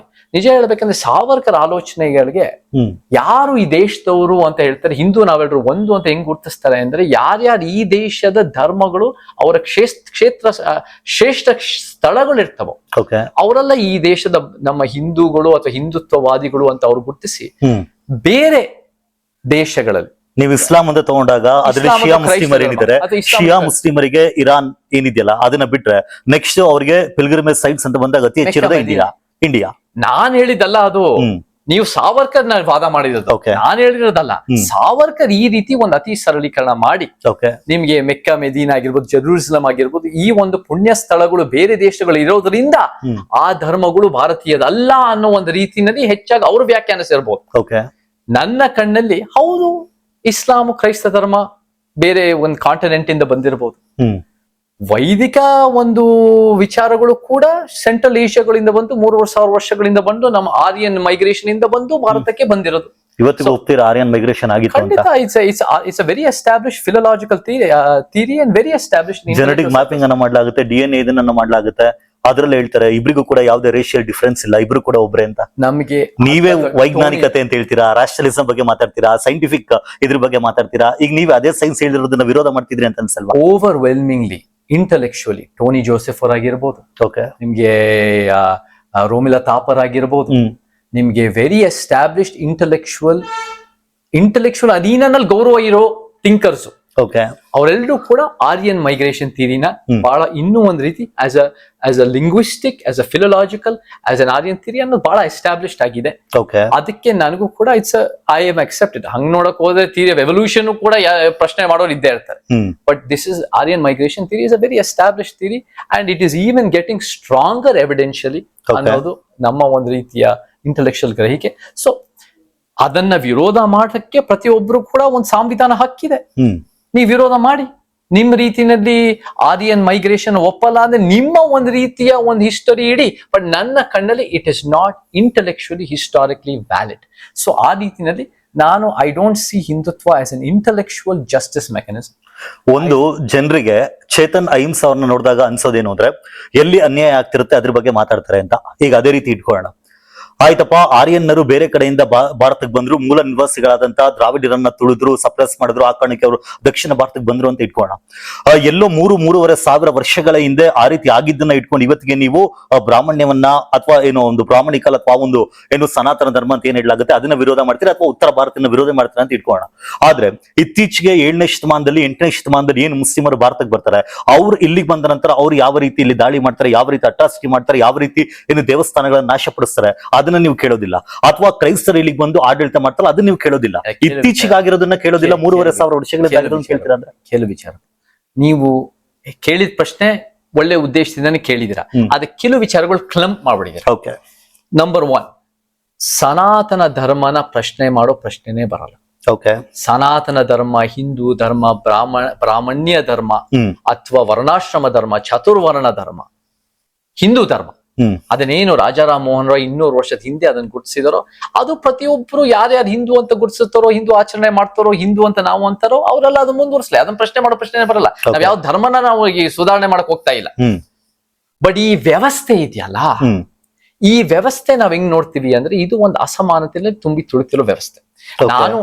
ನಾನು ಸಾವರ್ಕರ್ದು ಅವರ ಲಾಜಿಕ್ ಅನ್ನ ಪ್ರಶ್ನೆ ಮಾಡಕ್ಕೆ ನಾನು ಆರ್ಯನ್ ಮೈಗ್ರೇಷನ್ ಥಿಯರಿ ಹೇಳಿದೆ ಹೊರತು, ಆರ್ಯನ್ ಮೈಗ್ರೇಷನ್ ಥಿಯರಿಯಿಂದ ಎಲ್ಲೋ ಒಂದ್ ಕಡೆ ಅದರಿಂದ ಇವತ್ತಿಗೆ ಎಲ್ಲಾ ರೀತಿಯ ಸಮಸ್ಯೆಗಳು ಅಂತ ಹೇಳ್ತಾ ಇಲ್ಲ. ಜನ ಮೈಗ್ರೇಷನ್ ಬರ್ತಾ ಇದಾರೆ, ಬಹಳ ಜನ ಮೈಗ್ರೇಷನ್ ಬಂದಿದ್ದಾರೆ. ಅನೇಕರು ಒಂದು ಇವಾಗ ನೀವ್ ಹೇಳ್ತಿದ್ದೀರ, ನಾವು ಕೂಡ ವೈಲೆನ್ಸ್ ಅನ್ನೋದು ಏನು ದೇವಸ್ಥಾನಗಳ ಮೇಲೆ ದಾಳಿ ನಡೆದಿದೆ ಅನ್ನೋದು ನಾವು of course it is a historically establish fact. ಅದ್ರ ಬಗ್ಗೆ ದೊಡ್ಡದಾಗಿ ನೀವು ಮಾತಾಡಲ್ವಲ್ಲ? ಅದ್ರ ಬಗ್ಗೆ ನಾವು ಮಾತಾಡಿದೀವಿ.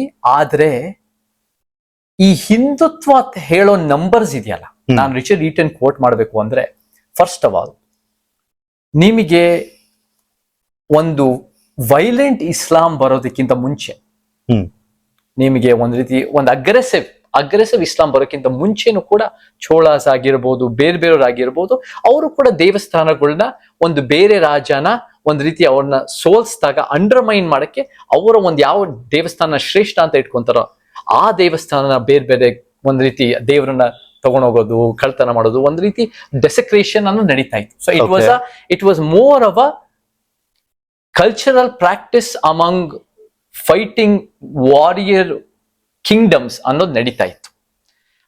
ಅದು ನಮ್ಮನೇಲಿ ನಾವು ಕಿತ್ತಾಡೋದು ಬೇರೆ, ಹೊರಗಡೆಯಿಂದ ಬಂದವ್ರ ಜೊತೆ ಕಿತ್ತಾಡೋದು ಬೇರೆ. ನೋಡಿ, ಒಂದ್ ಹೇಳ್ತೀನಿ, ನಾವು ಈ ರೀತಿ ನಾವು ಅವರು ಅಂತ ನಾವು ನೋಡೋದಲ್ಲ.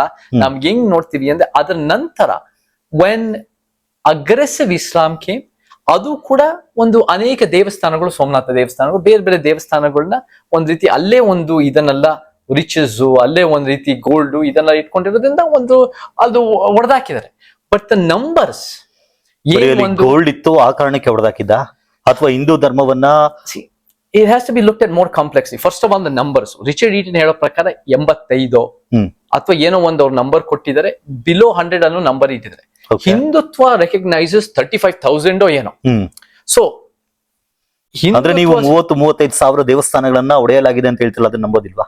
30-35 ಸಾವಿರ ದೇವಸ್ಥಾನ ಒಡೆಯಲಾಗಿದೆ ಅನ್ನೋದು ನಮಗೆ ನಮ್ಮ ಒಂದು ರೀತಿಯ ವೈಚಾರಿಕತೆ ನೋಡೋ ಇತಿಹಾಸಗಾರ ಹೇಳಿರೋದಲ್ಲ. ಖಂಡಿತ ಒಡೆಯಲಾಗಿದೆ. 85 ದೇವಸ್ಥಾನಗಳು ಅಥವಾ ಎಷ್ಟೋ ಒಂದು ಅದು 100 ಆಗಿರ್ಬೋದು. ಆದ್ರೆ the numbers might be exaggerated for ಅದು ಒಂದು ವ್ಯತ್ಯಾಸ. ಎರಡನೇದಾಗಿ ನೀವು ನೋಡಿ, ಕೆಲವು ವಿಚಾರವಂತರು ಹೇಳ್ತಾರೆ ಟಿಪ್ಪುಗೂ ಮರಾಠಗಳು ಜಗಳ ಆಗತ್ತೆ. ಆ ಒಂದು ರೀತಿ ಯುದ್ಧಗಳು ಆದಾಗ ಸ್ಟೇಲ್ ಮೇಟ್ ಆಗ್ಬಿಡುತ್ತೆ, ಯಾರು ಗೆಲ್ಲಲ್ಲ, ಯಾರು ಸೋಲಲ್ಲ. ಅಲ್ಲಿ ಏನಾಗತ್ತೆ ಅಂದ್ರೆ ಅಲ್ಲಿ ಹೋಗಕ್ ಮುಂಚೆ ಟಿಪ್ಪು ಸಾಮ್ರಾಜ್ಯದಲ್ಲಿರೋ ದೇವಸ್ಥಾನಗಳು ಒಡ್ಕೊಂಡು ಹೋಗ್ತಾರೆ. ಯಾಕಂದ್ರೆ ಅವರು ಟಿಪ್ಪು ಇಸ್ ಅ ಮುಸ್ಲಿಂ, ನಾವು ಹಿಂದೂ ಅಂತ ನೋಡಿದ್ದಲ್ಲ. ಆ ಸಾಮ್ರಾಜ್ಯಕ್ಕೆ ಸೇರಿದ್ದು ಎಲ್ಲಾರು ಟಿಪ್ಪುಗ್ ಸೇರಿದ್ದು. ನಾವು ಆ ಸಾಮ್ರಾಜ್ಯದ ವಿರುದ್ಧ ಟೆರಿಟೋರಿಯಲ್ ಯುದ್ಧ ಮಾಡಿದೀವಿ, ಅವ್ರನ್ನ ನಾವು ಕೂಡ ದೇವಸ್ಥಾನ ಹೊಡೆದ್ರೆ ಟಿಪ್ಪುಗ್ ಮುಖಭಂಗ ಅನ್ನೋ ರೀತಿಯಲ್ಲಿ ಈ ಒಂದು ಇವತ್ತಿನ ನಾವು ಪ್ರೊಜೆಕ್ಟ್ ಮಾಡೋ ಒಂದು ಹಿಂದೂ ಸಾಮ್ರಾಜ್ಯ ಆ ರೀತಿ ಮಾಡಿದ್ದಾರೆ. ಈ ಇಶ್ಯೂಸ್ಗಳನ್ನ ಅಷ್ಟು ಅತಿ ಸರಳೀಕರಣವಾಗಿ ಮುಸ್ಲಿಂ ಅವರು ನಮ್ಮಂತ ಹಿಂದೂಗಳ ಮೇಲೆ ದಾಳಿ ಮಾಡಿ ಒಡೆದು ಬಡ್ದು ಅತ್ಯಾಚಾರ ಮಾಡಿ ಮಹಿಳೆಯರಿಗೆ ಮಾಡಿದ್ದಾರೆ ಅಂತ ಅಷ್ಟೊಂದು ಅತಿ ಸರಳೀಕರಣ ನಾನು ನೋಡೋನಲ್ಲ. ನಾನು case by case, issue by issue, ಎಷ್ಟೋ ಟೆರಿಟೋರಿಯಲ್ ವಾರ್ಗಳಲ್ಲಿ ನಾನು ಫಸ್ಟ್ ಆಫ್ ಆಲ್ ನಾನು ಅಹಿಂಸಾ ಹೇಳೋನು, ನನಗೆ ಮಾದರಿಗಳಂದು ಯಾರು ಯುದ್ಧ ಮಾಡಿರೋ ನನ್ನ ಮಾದರಿಗಳಲ್ಲ. ಇದೇ ಟಿಪ್ಪು ಸುಲ್ತಾನ್ ಮಂಡ್ಯದ ಅಯ್ಯಂಗರ್ ಮೇಲೆ ಮಾಡಿದಂತ ದಾಳಿ, ಅಥವಾ ಮಲಬಾರ್ ರೀಜನ್ ಅಲ್ಲಿ ಅಥವಾ ಕೇರಳ ರೀಜನ್ ಅಲ್ಲಿ ಮಾಡಿದಂಥದ್ದು, ಅದನ್ನ ಟಿಪ್ಪು ಅವ್ರನ್ನ ನಾನು ಯಾವಾಗಲೂ ಹೇಳಿದೀನಿ, ಅವರ ಸುಧಾರಣೆಗಳು ನಮ್ಮ ಬೇಕೇ ಬೇಕು. Okay. ಅವರ ಖಡ್ಗ ನಮ್ಮ ಬೇಡವೇ ಬೇಡ. ನಾನು ಯಾವತ್ತು ಒಂದು ಅಗ್ರೆಸಿವ್ ಆಗಿ ಒಂದು ರೀತಿ ಒಂದು ನಿಮ್ಮ ಟೆರಿಟೋರಿಯಲ್ ಎಕ್ಸ್ಪ್ಯಾನ್ಷನ್ಗೋಸ್ಕರ ನೀವು ಮಾಡಿರೋದು ನನಗೆ ಮಾದರಿ ಅಲ್ಲ. ಅದಕ್ಕೆ ನನಗೆ ಇಬ್ರಾಹಿಂ ಆದಿಲ್ ಶಾಹಿ ಎರಡು ನನಗೆ ಜಾಸ್ತಿ ಮಾದರಿ. Okay. ಜಗದ್ಗುರು ಬಾದ್ಶಾ, ಯಾಕಂದ್ರೆ ಅವರು ಸಾಮ್ರಾಜ್ಯನೂ ಬೆಳೀತು, ಬಟ್ ಅವ್ರು ಯಾವತ್ತು ಯುದ್ಧ ಮಾಡದೆ ಅವರು ಒಂದ್ ರೀತಿ ಸಂಗೀತದ ಮುಖಾಂತರ ಸಾಮರಸ್ಯ ತಂದಿರೋದು. ಇಂಥವರೆಲ್ಲ ನಮ್ಮ ಮಾದರಿಗಳು. ಸೊ ಟಿಪ್ಪುನ ನಾನು ಸೂಕ್ಷ್ಮವಾಗಿ ನೋಡ್ತೀನಿ ಅಂದ್ರೆ ಅವರ ಒಂದು ಸ್ವಾರ್ಡ್ ಆಫ್ ಟಿಪ್ಪು ನನಗೆ ಅದರಿಂದ ಅಭಿಮಾನ ಅಲ್ಲ, ಬಟ್ ಅವರ ಸುಧಾರಣೆ, ಅದು ಒಂದು ಇರಿಗೇಷನ್ ಮಾಡೋದಾಗಿರ್ಬೋದು, ಒಂದು ರೀತಿ ಸೈನಿಕರಿಗೆ ಒಂದು ರೀತಿ ಇದು ಭೂ ಸುಧಾರಣೆ, ಸೈನಿಕರಿಗೆ ಪೇಮೆಂಟ್ ಕೊಡೋದು, ಭೂ ಸುಧಾರಣೆ ಮಾಡೋದಾಗಿರ್ಬೋದು, ಅನೇಕ ವಿಚಾರಗಳು ಎಸ್ ಬೆನ್ ಅ ರಿಫಾರ್ಮರ್ ಸೊಸೈಟಿಲಿ. ಆದ್ರೆ ದ ವಾರ್ ಅನ್ನೋದನ್ನ ನಾನು ಸಮರ್ಥಿಸ್ಕೊಳ್ಳೋದು ಅಲ್ಲ, ಅದು ನಮಗೆ ಬೇಕು ಇಲ್ಲ. ಈ ತರ ಹಿಂದೂಗಳು ಯಾರನ್ನ ವಿರೋಧ ಮಾಡ್ತಾರೆ ಅಂತ ವ್ಯಕ್ತಿಗಳಲ್ಲಿರೋ ಯಾವ್ದಾದ್ರು ಒಂದು ಒಳ್ಳೇದನ್ನ ಇಟ್ಕೊಂಡು ಮಾತಾಡ್ತೀರಿ, ಆದ್ರೆ ಇಲ್ಲಿವರೆಗೂ ಹಿಂದೂ ಧರ್ಮದಲ್ಲಿರುವಂತ ಯಾವ್ದಾದ್ರು ಒಂದು ವಿಷಯವನ್ನ ಇದು ಒಳ್ಳೇದಪ್ಪ ಅಂತ ಇಟ್ಕೊಂಡು ಮಾತಾಡಿದೀರಾ? ಬಹಳ ಅನೇಕ ಒಳ್ಳೆ ವಿಚಾರಗಳಿದೆ. ಫಾರ್ ಎಕ್ಸಾಂಪಲ್, ನಮ್ಗೆ ನೀವು ಹಿಂದೂ ಜನರಿಗೆ ನಿಮ್ಮ ಬಾಯಲ್ಲಿ ಕೇಳೋದಕ್ಕೆ ತುಂಬಾ ಹಿಂದೂಗಳ ಬಗ್ಗೆ ಹೇಳ್ತಾರೆ, ಹಿಂದೂ ಧರ್ಮದ ಬಗ್ಗೆ ಹೇಳ್ತಾ ಇದ್ದೀನಿ. ನಾನು ಫಾರ್ ಎಕ್ಸಾಂಪಲ್ ನಾನು ಅನೇಕ ಸರಿ ಕೋಟ್ ಮಾಡಿದ್ದೀನಿ, ಭಗವದ್ಗೀತೆಯ ಫಲಾಫಲಗಳನ್ನು ಅಪೇಕ್ಷಿಸಬೇಡಿ, ನೀವು ಏನ್ ಸರಿ ಅಂತ ನೀವು ಏನು ಒಂದ್ ರೀತಿ ಪ್ರಾಮಾಣಿಕ ಕೆಲಸ ಮಾಡ್ತೀರೋ ಅದನ್ನ ಮಾಡಿ ಅನ್ನೋದು ನನಗೆ ಬಹಳ ಒಂದ್ ರೀತಿ ಸ್ಫೂರ್ತಿ ಆಗಿರೋದು. ಸೊ ನಾವು ಕೂಡ ಇವತ್ತು ಒಂದು ಪೊಲಿಟಿಕಲ್ ಮೂವ್ಮೆಂಟ್ ಕಟ್ಟಬೇಕು ಅಂದ್ರೆ ಮೀಡಿಯಾ ಭಗವದ್ಗೀತೆನ ಶಾಲೆಯಲ್ಲಿ ಹೇಳ್ಕೊಡ್ತೀನಿ ಅಂದ್ರೆ ಅದನ್ನ ವಿರೋಧ ಮಾಡ್ಲಿಕ್ಕೆ ಬರ್ತಾರೆ. ಶಾಲೆಯಲ್ಲಿ ನೀವ್ ಹೇಗ್ ಹೇಳ್ಕೊಡ್ತೀರಾ ಬಹಳ ಮುಖ್ಯ ಆಗುತ್ತೆ. ನೀವು ಒಂದ್ ರೀತಿ ಒಂದು ಧರ್ಮದ ಇಂಡಾಕ್ಟ್ರಿನೇಷನ್ ಆಗಿ ಹೇಳಕ್ಕಿಂತ ನೀವು ಒಂದು ಥಿಯಾಲಜಿ ಕ್ಲಾಸಸ್ಗಳು ಹೈಯರ್ ಲೆವೆಲ್ ಎಜುಕೇಶನ್ ಹೇಳ್ಕೊಂಡ್ರೆ ನನ್ಗೇನ್ ಸಮಸ್ಯೆ ಇಲ್ಲ. ಭಗವದ್ಗೀತೆ ಧರ್ಮದ ಬಗ್ಗೆ ಹೇಳುತ್ತೆ ಅಂತ ಇಲ್ಲಿವರೆಗೂ ಯಾರು ಹೇಳಿಲ್ಲ. ಅದೊಂದು ಕರ್ಮಯೋಗ, ಕರ್ಮದ ಬಗ್ಗೆ ಹೇಳುವಂತದ್ದು, ಕೆಲಸದ ಬಗ್ಗೆ ಹೇಳುವಂತದ್ದು. ಸಿ ವಾಟ್ ಈಸ್ ಹಿಂದೂಯಿಸಮ್ ಅನ್ನೋದು ನಾವು ವ್ಯಾಖ್ಯಾನಿಸ್ಬೇಕು. ನನ್ನ ಕಣ್ಣಲ್ಲಿ ರಾಮಾಯಣ ಮಹಾಭಾರತಗಳು ಒಂದು ಉಪಖಂಡದ ಒಂದು ಎಪಿಕ್ಸ್. ನಾನು ಒಂದು ಧರ್ಮದ ಎಪಿಕ್ಸ್ ಅಂತ ಬಳಸಲ್ಲ. ಬಟ್ ಭಗವದ್ಗೀತಾ ಮಹಾಭಾರತ ಬಂದ ಮೇಲೆ ಎಷ್ಟೋ ವರ್ಷ ಆದ್ಮೇಲೆ ಅದನ್ನ ಸೇರಿಸಲ್ಪಟ್ಟಿದೆ. ಅದು ಕೂಡ it is more, it does not, ನನ್ನ ಕಣ್ಣಲ್ಲಿ it has some elements of Hindu ಧರ್ಮ. ಸೊ ಆ ಹಿಂದೂ ಧರ್ಮ ನಮಗೆ ಕಲಿಬಾರ್ದು ಅಂತ ಅಲ್ಲ, ನಾವ್ ಎಲ್ಲಾ ಧರ್ಮಗಳ ಬಗ್ಗೆ ಕಲಿಯೋಣ. ಬಟ್ ಯಾವ ಲೆವೆಲ್ ನಲ್ಲಿ ಹೇಳ್ಕೊಡ್ಬೇಕು, ಯಾವ ಟೈಮ್ ನಲ್ಲಿ ಹೇಳ್ಕೊಡ್ಬೇಕು, ಯಾವ್ದನ್ನ ಯಂಗರ್ ಜನರೇಷನ್ ಪ್ರಯಾರಿಟೈಸ್ ಮಾಡ್ಬೇಕು, ಯಾವ್ದನ್ನ ಓಲ್ಡ್ ಜನರೇಷನ್, ಅದು ನಮ್ಮ ಸತ್ಯ ಪಂಥದ ಪಠ್ಯ ಪುಸ್ತಕದ ಮುಖಾಂತರ ನಾವು ತರಬೇಕು.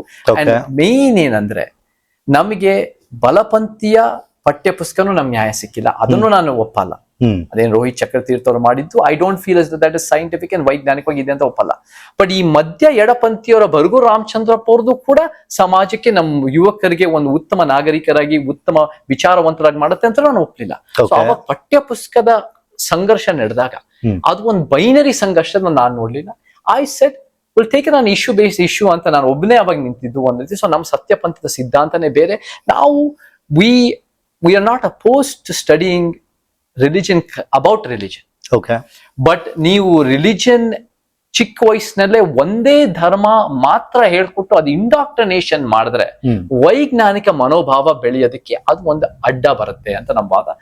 ಥಿಯಾಲಜಿ ಕ್ಲಾಸಸ್ಗಳು ಮಾಡಿ, ಅದರಲ್ಲೂ ಕೂಡ ನಾವು ಥಿಯಾಲಜಿ ಹೈಯರ್ ಎಜುಕೇಶನ್, ನೀವು ಹೈಸ್ಕೂಲ್ PUC ನಲ್ಲಿ ಬೇರೆ ಬೇರೆ ಡಿಗ್ರಿನಲ್ಲಿ ಥಿಯಾಲಜಿ ಕ್ಲಾಸಸ್ ನಲ್ಲಿ ಎಲ್ಲಾ ಧರ್ಮಗಳ ವಿಚಾರ ಕಲ್ತ್ಕೊಳ್ಳೋಣ. ನಾನು ಐ ಆಲ್ವೇಸ್ ಸಪೋರ್ಟೆಡ್ 300 ರಾಮಾಯಣಸ್ ಅಂತ ಬಹಳ ಅದ್ಭುತವಾದ ಒಂದು ಎಸ್ಸೆ ಇದೆ AK ರಾಮಾನುಜನ್. ಆ 300 ರಾಮಾಯಣ ನಮಗೆ ಓದ್ಲೇಬೇಕು. ಅದನ್ನ ಓದಿದಷ್ಟು ನಮಗೆ ನಮ್ಮ ರಾಮಾಯಣ ಒಂದು ಪರಂಪರೆ ಎಷ್ಟು ವೈವಿಧ್ಯಮಯವಾಗಿದೆ, ಎಷ್ಟು ಒಂದು ಡೈವರ್ಸ್ ಆಗಿದೆ ಅನ್ನೋದನ್ನ ನಮಗೆ ಗೊತ್ತಾಗತ್ತೆ. ಸೊ ರಾಮಾಯಣ ನಡೆದಿಲ್ಲ, ರಾಮಾಯಣ ಕುಡುಕ, ಈ ರೀತಿ ಹೇಳಿದವ್ರ ಜೊತೆ ಎಲ್ಲ ಸ್ಟೇಜ್ ಶೇರ್ ಮಾಡ್ತೀರಿ? ನಾನೇನ್ ಶೇರ್ ಮಾಡಿದೆ? ಸ್ಟೇಜ್ ಶೇರ್ ಮಾಡ್ತೀರಿ ಅಥವಾ ಜೊತೆ ಮಾತಾಡ್ತೀರಿ? ನಾವು ಎಲ್ಲಾ ತರ ಜನ ಜೊತೆ ಸ್ಟೇಜ್ ಶೇರ್ ಮಾಡಿದೀವಿ. ಅವ್ರ ಎಲ್ಲಾ ವಿಚಾರಗಳನ್ನ ಸಮರ್ಥಿಸ್ಕೊಳಕ್ ಆಗಲ್ಲ. ಅಲ್ಲ, ಅವ್ರು ಹೇಳಿದಾಗ ಅದನ್ನ ವಿರೋಧ ಮಾಡಿ ನೀವು ಮಾತಾಡ್ಬೇಕಲ್ವಾ? ನಾನು ಎಷ್ಟೋ ಸರಿ ನಮಗೆ ಮೀಡಿಯಾ ಕೇಳಿದಾಗ ಈ ಮಾತನ್ನ ನಾನು ಒಪ್ಪಲ್ಲ, ನಾನು ಈ ಮಾತಲ್ಲಿ ಎಷ್ಟು ಮಟ್ಟಿಗೆ ಅಗತ್ಯ ಇದೆ ಅಂತ ನಾನು ಕೂಡ ಪ್ರಶ್ನೆ ಮಾಡಿದ್ದೀನಿ. ಬಟ್ ನಾನು ಅವ್ರು ಮಾತಾಡ್ಲೇಬಾರ್ದು ಅಂತ ಹೇಳೋ ನಾನಲ್ಲ, ಯಾಕಂದ್ರೆ ಅಭಿವ್ಯಕ್ತಿ ಸ್ವಾತಂತ್ರ್ಯ ಇರುತ್ತೆ. ಅನೇಕರು ವಿಚಾರವಂತರು ಅವ್ರವ್ರ ರೀತಿನ ವ್ಯಾಖ್ಯಾನಿಸ್ತಾರೆ. ಬಟ್ ನಾನು ಇನ್ನೂ ಒಂದ್ ಸ್ವಲ್ಪ ಐ ಲುಕ್ ಅಟ್ ಈ ಮೈಥಾಲಜಿಗಳನ್ನ, ಆ ಮೈಥಾಲಜಿಗಳು ಕೂಡ ಇಟ್ ಈಸ್ ಒಂದು ಸೈದ್ಧಾಂತಿಕ ಸಂಘರ್ಷಕ್ಕೆ ಒಂದು ರಣರಂಗದ ಒಂದು ರೀತಿನ ನೋಡ್ತೀವಿ. ಸೊ ಈ ಮೈಥಾಲಜಿಗಳು ಕೂಡ ಏನು, ಈ ಮೈಥಾಲಜಿಗಳು ಏನು ಅಂದ್ರೆ, ಪುರಾಣಗಳು ಏನು, ಜನರಿಗೆ ಇದು ಸತ್ಯ ಅಲ್ಲ ಅಂತ ಗೊತ್ತಿದ್ರು ನಂಬೋದೇ mythological universe. Mythological universe extraordinary. ಅದು ಯಾವ ಒಂದು ಧರ್ಮಕ್ಕೆ ನಾನು ಸೀಮಿತ ಮಾಡೋನಲ್ಲ.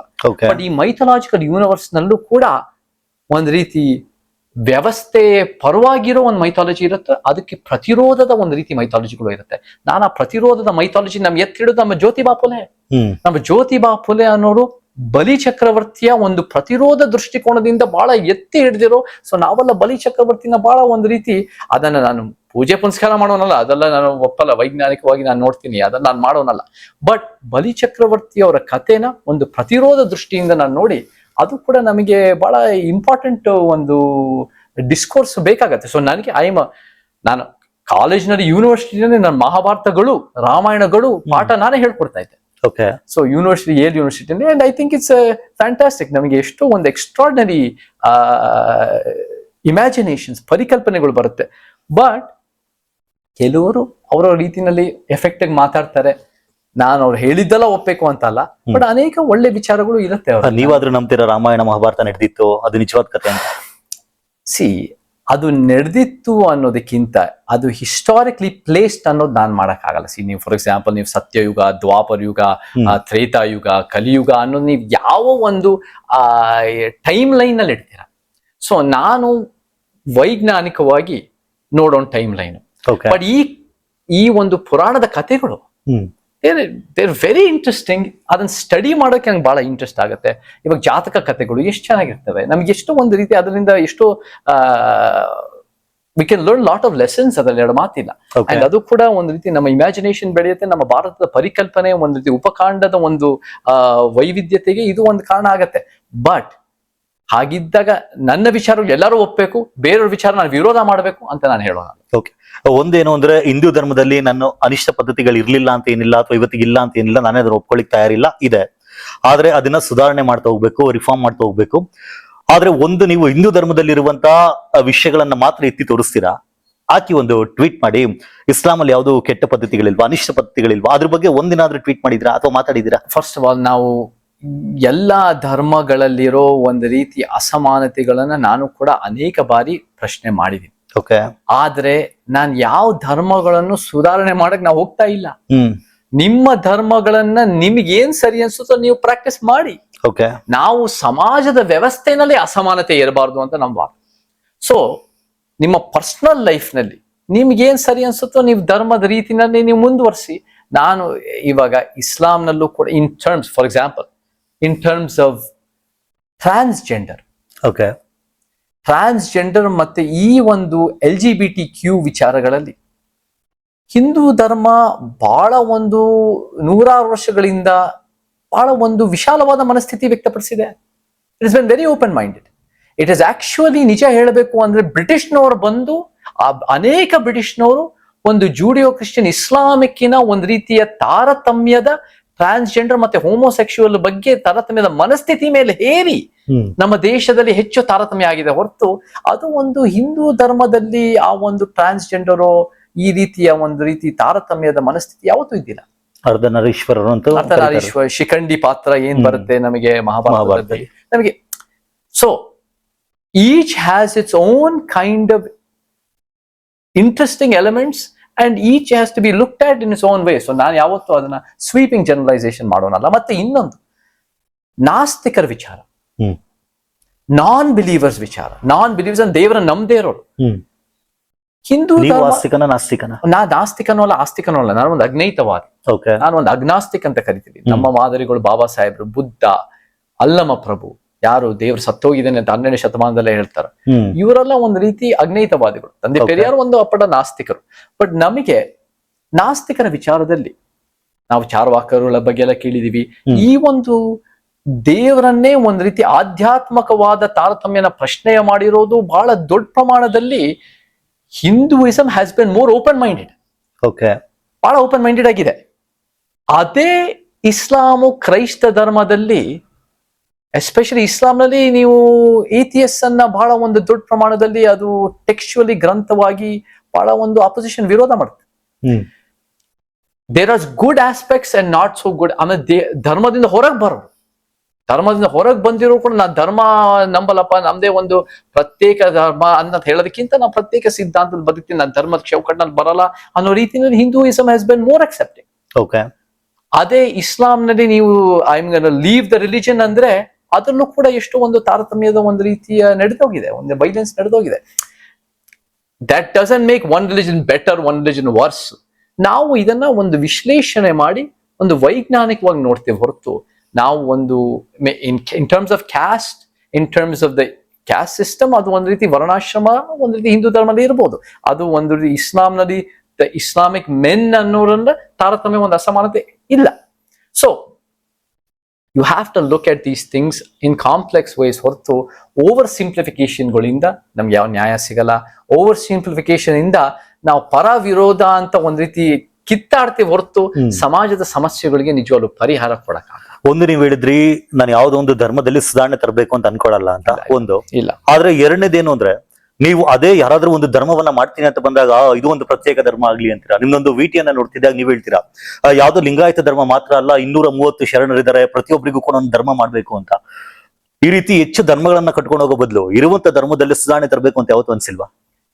ಇರುವಂತ ಧರ್ಮಗಳನ್ನ ನಾವು ಯಾವುದೇ ಕಾರಣಕ್ಕೂ, ಯಾಕಂದ್ರೆ ನಾವು ಅಂಬೇಡ್ಕರ್ ಅವರನ್ನ ನಾವು ರಿಫಾರ್ಮರ್ ಅಂತಾನೆ ಹೇಳ್ತೀವಿ. ನೀವು ನಿಮ್ಮ ರೀತಿನ ನೀವು ವ್ಯಾಖ್ಯಾನಿಸ್ಬೇಕು. ಓಕೆ. ಬಾಬಾ ಸಾಹೇಬ್ರು ನನ್ನ ಕಣ್ಣಲ್ಲಿ ಹಿಂದೂ ಧರ್ಮನ ಸುಧಾರಣೆ ಮಾಡಕ್ ಹೋಗ್ಲಿಲ್ಲ. ಅವರು ಒಂದು ಪ್ರತ್ಯೇಕವಾದ ನವಯಾನ ಸ್ಥಾಪನೆ ಮಾಡ್ತಾರೆ 56ರಲ್ಲಿ. ಹಿಂದೂ ಕೋಡ್ ಬಿಲ್ ತಂದಿದ್ದು ರಿಫಾರ್ಮ್ ಅಂತ ಅನ್ಸಲ್ಲ. ಹಿಂದೂ ಕೋಡ್ ಬಿಲ್, ಆ ಹಿಂದೂ ಅನ್ನೋ ಪದ ಇಸ್ ನಾಟ್ ಅ ಹಿಂದೂ ಧರ್ಮ. ಆ ಹಿಂದೂ ಈಸ್ ಆಕ್ಚುಲಿ, ಅದರಲ್ಲಿ ನಿಮಗೆ ಬಸವವಾದಿಗಳು, ಲಿಂಗಾಯತ ಧರ್ಮ ನಂಬೋರು, ಲಿಂಗಾಯತ ಧರ್ಮ ಅಂತ ಕರೆಯಲ್ಲ, ಬಟ್ ನಾನು ಬಸವವಾದಿಗಳು ಅದ್ರಲ್ಲಿ ಸೇರುತ್ತೆ, ಜೈನ ಸಿಖ್ರು ಅದ್ರಲ್ಲಿ ಸೇರ್ತಾರೆ, ನಿಮಗೆ ಪಾರ್ಸೀಸು ಕೂಡ ಅದ್ರಲ್ಲಿ ಸೇರ್ಬೋದು, ಬೌದ್ಧರು ಅದ್ರಲ್ಲಿ ಸೇರ್ಬೋದು. ಪಾರ್ಸಿಗಳಿಗೆ ಸೇರ್ತಾರೆ, ಹಿಂದೂಗಳು ಸೇರ್ತಾರೆ, ಬುದ್ಧಿಸ್ಟ್ ಸೇರ್ತಾರೆ, ಜೈನ್ ಸೇರ್ತಾರೆ, ಸಿಖ್, ಈ 4 ಧರ್ಮರಿಗೆ ಮಾತ್ರ ಹಿಂದೂ ಕೋಡ್ ಬಿಲ್ ಅಪ್ಲೈ ಆಗುವಂತದ್ದು. ಆಯ್ತು, ನೀವು ಪಾರ್ಸಿಗಳು ಅವತ್ತಿನ ದಿನ ಪಾರ್ಸಿ ರಿಲಿಜನ್ ರೆಕಗ್ನೈಸ್ ಆಗಿತ್ತೋ ಇಲ್ವೋ ನಾವು ಡಿಸ್ಕಸ್ ಮಾಡೋಣ. ಆಯ್ತು, ಆಗಿಲ್ಲ ಅಂದ್ರೆ ಬೇರೆದಾಗ್ಬೋದು. ಬಟ್ ನೀವು ಹಿಂದೂ ಕೋಡ್ ಬಿಲ್ ಅಂದಾಗ ಅದ್ರಲ್ಲಿ ಬುದ್ಧಿಸ್ಟು, ಸಿಖ್ಸು, ಜೈನ್ಸ್ ಅಂತ ಹೇಳಿದ್ರು ಕೂಡ ಇವೆಲ್ಲ ಬೇರೆ ಧರ್ಮಗಳೇ ಅಲ್ಲ. ನನಗೆ ಇನ್ನೊಂದು ನೆನಪಾಗ್ತಿದೆ, ಈಗ ನೀವು ಸಾವರ್ಕರ್ ಬಗ್ಗೆ ಹೇಳಿದ್ರಿ. ಸಾವರ್ಕರ್ ಹೇಳ್ತಾರೆ ಭಾರತದೊಳಗಡೆ ಸಮಥಿಂಗ್ ನೀವೇನೋ ಡಿಫೈನ್ ಮಾಡಿದ್ರಿ, ಹಿಂದುತ್ವ ಅಂದ್ರೆ ಏನು ಅಂತೇಳಿ ಸಾವರ್ಕರ್ ಏನ್ ಹೇಳಿದ್ರು ಅಂತ ನೀವು ಕೋಟ್ ಮಾಡಿದ್ರಿ. ಅದನ್ನ ಹೇಳ್ಬೋದಲ್ಲ. ಅಂಬೇಡ್ಕರ್ ಹಿಂದೂ ಕೋಡ್ ಬಿಲ್ ವಿಚಾರ ಅಂತ ಬಂದಾಗ ಇಸ್ಲಾಂ ಅದ್ರಲ್ಲಿ ಕನ್ಸಿಡರ್ ಮಾಡ್ಲಿಲ್ಲ, ಅಥವಾ ಕ್ರಿಸ್ಟಿಯಾನಿಟಿನ ಕನ್ಸಿಡರ್ ಮಾಡ್ಲಿಲ್ಲ. ಅದೇ ಇಂಡಿಯಾದಲ್ಲಿ ಹುಟ್ಟಿದಂತ ಅಥವಾ ಭಾರತದಲ್ಲಿ ಹುಟ್ಟಿದಂತ ಧರ್ಮಗಳು ಒಂದು ಹಿಂದೂ, ಜೈನ್, ಸಿಖ್ ಮತ್ತೆ ಏನೋ ಬೌದ್ಧ, ಈ 4 ಧರ್ಮಗಳನ್ನ ಕನ್ಸಿಡರ್ ಮಾಡ್ತಾರಲ್ಲ. ಅಲ್ಲಿ ಸಾವರ್ಕರ್ ಏನ್ ಹೇಳಿದ್ರಲ್ಲ ಅದೇ ಇಲ್ಲೂ ಕೂಡ ಅಂಬೇಡ್ಕರ್ ಮಾಡಿದ್ರೆ. ನೀವು ಒಂದು ಪಾಲಿಸಿ ರೀತಿಯಲ್ಲಿ ನೋಡಿದಾಗ ನಿಮ್ಮ ವಾದದಲ್ಲೂ ಕೂಡ there is a logic. But ಆ ಪಾಲಿಸಿ ಡಿಸಿಷನ್ ಕಾರಣಕ್ಕೆ ನೀವು ಇಡೀ ಅಂಬೇಡ್ಕರ್ ವಾದನ ನೀವು ಜನರಲೈಸ್ ಮಾಡಕ್ಕಾಗಲ್ಲ. ಎಷ್ಟೋ ಸಲ ಏನಾಗತ್ತೆ ಅಂದ್ರೆ ಬಾಬಾ ಸಾಹೇಬರು ಅಂಡ್ ತಂದೆ Periyar the greatest thinkers of the 20th century ಭಾರತದಲ್ಲಿ. ಅವರು ಯಾವ ಒಂದು ದೊಡ್ಡ ಮಟ್ಟದ ಪೊಲಿಟಿಕಲ್ ಪಾರ್ಟಿಗಳೋ ಅಥವಾ ದೊಡ್ಡ ಮಟ್ಟದ ಒಂದು ರೀತಿ ಪ್ರಭಾವಿ ಶಕ್ತಿಗಳೋ ಏನೇನೋ ಅವ್ರು ಇರ್ತಾರೋ ಅವರು ಅದನ್ನ ಫೈಟ್ ಮಾಡ್ತಾ ಇದ್ರು. ಸೊ ಈ ವಿಚಾರದಲ್ಲಿ ಅವರ ಏನೇ ಒಂದು ವಿಚಾರ ಬೇರೆ ಇದ್ರೂ ಕೂಡ ಅವ್ರು ಅದನ್ನ ತರಕ್ ಆಗದೆ ಇರ್ಬೋದಾಗಿತ್ತು. So they had to accept sometimes the realities of the society. For example ನಾನು ಹೇಳ್ತೀನಿ, ಸಂವಿಧಾನ, ಎಷ್ಟೋ ಜನ ಸಂವಿಧಾನ ಕೆಲವೊಂದು ವಿಚಾರದಲ್ಲಿ ಅಂಬೇಡ್ಕರ್ ಕಾಂಪ್ರಮೈಸ್ ಆಗಿದ್ರು ಅಂತ. ಕಾಂಪ್ರಮೈಸ್ ಆಗ್ಬೇಕಾಗಿರೋ ಅನಿವಾರ್ಯತೆ ಇತ್ತು ತೇಜಸ್ ಅವರೇ. ಯಾಕಂದ್ರೆ ನಿಮಗೆ ಸಂವಿಧಾನ ವಿಚಾರದಲ್ಲೂ ಕೂಡ ಬಾಬಾ ಸಾಹೇಬ್ರು ಸಂವಿಧಾನದ ವಿಚಾರದಲ್ಲಿ even though is the head of the drafting committee chair ಆಗಿದ್ರು ಕೂಡ he was compelled to accept the realities of the society and the time. ಅವ್ರಿಗೂ ಸಂಪೂರ್ಣವಾದ ತೃಪ್ತಿ ಇರ್ಲಿಲ್ಲ.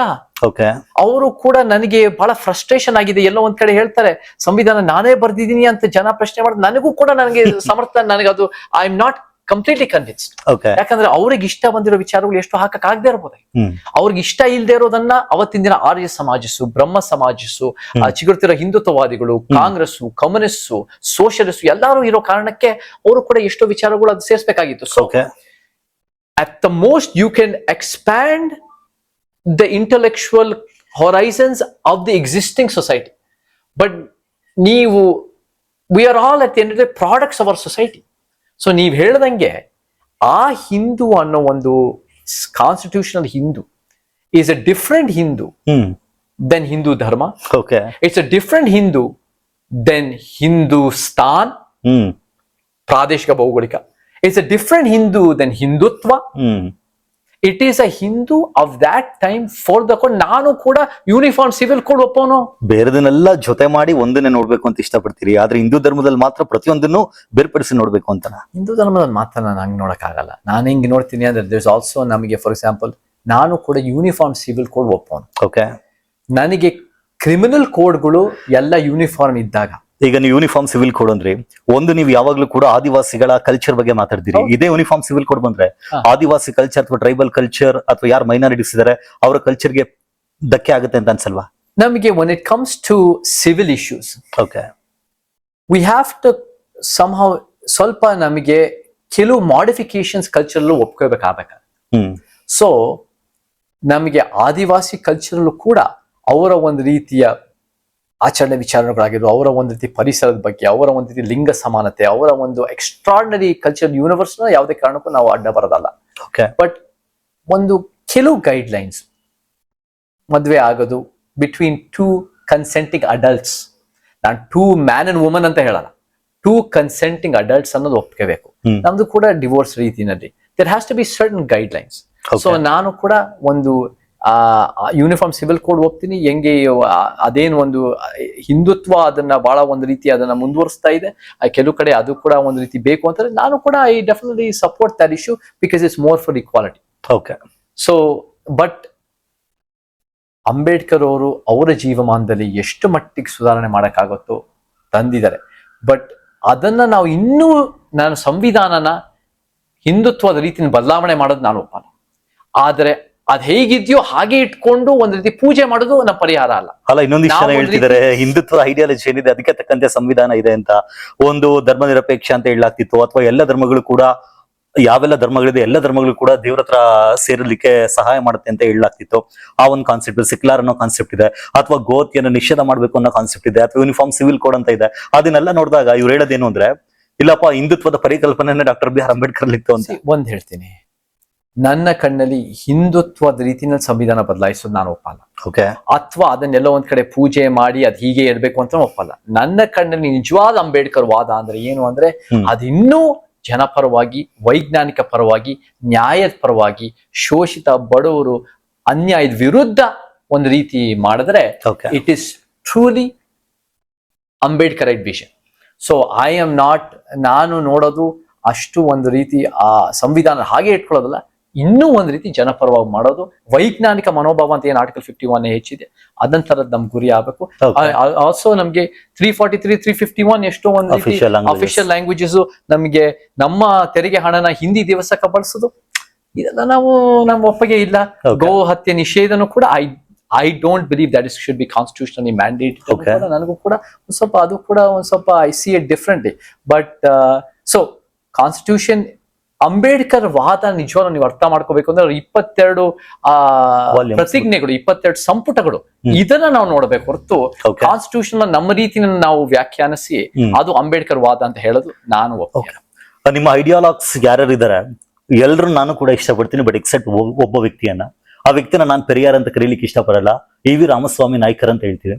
ಅಂಡ್ ನಿಮ್ಮ ಮಾತುಗಳಲ್ಲಿ ನನ್ಗನ್ಸದೇನು ಅಂದ್ರೆ, ನೀವು ಕೇವಲ ಡಾಕ್ಟರ್ ಬಿ ಆರ್ ಅಂಬೇಡ್ಕರ್ ಇಂದ ಪ್ರಭಾವಿತರಾಗಿದ್ರೆ ನೀವು ಈ ರೀತಿ ಮಾತಾಡ್ತಿರಲ್ಲ, ಈ ರೀತಿಯ ಹೋರಾಟಗಳು ನೀವು ಭಾಗಿಯಾಗ್ತಿರ್ಲಿಲ್ಲ. ಆದ್ರೆ ಅಂಬೇಡ್ಕರ್ಗಿಂತ ಹೆಚ್ಚಾಗಿ ರಾಮಸ್ವಾಮಿ ನಾಯ್ಕರ್ ಅವರ ಚಿಂತನೆ ಏನಿತ್ತು ಅದನ್ನು ನೀವು ತುಂಬಾ ಆಳ್ವಾಗಿ ತಗೊಂಡಿದ್ರಿ ಅಂತ ಅನ್ಸುತ್ತೆ. ಆದ್ರೆ ವ್ಯಕ್ತಿ ಬಗ್ಗೆ ಅಂತ ಬಂದಾಗ ಆ ವ್ಯಕ್ತಿ ಬಗ್ಗೆ ತುಂಬಾ ಜನ ಹೇಳೋದೇನು ಅಂದ್ರೆ, ಎಲ್ಲ ಅವತ್ತು ಬ್ರಿಟಿಷರ್ ಏನ್ ಭಾರತದಲ್ಲಿದ್ರು, ಬ್ರಿಟಿಷರ್ಲ ಭಾರತವನ್ನು ಬಿಟ್ಟು ಆಚೆ ಹೋಗ್ಬೇಕು ಅಂತೇಳಿ ಎಲ್ಲ ಭಾರತೀಯರು ಅನ್ಕೊಳ್ತಿದ್ರು. ಆದ್ರೆ ವ್ಯಕ್ತಿ UK ಹೋಗಿ ಕೇಳ್ಕೊಳ್ತಾರೆ, ಯಾವುದೇ ಕಾರಣಕ್ಕೂ ಕೂಡ ಬ್ರಿಟಿಷರ್ ಭಾರತವನ್ನು ಬಿಟ್ಟು ಹೋಗ್ಬೇಡಿ ಅಂತ ಕೇಳ್ಕೊಳ್ತಾರೆ.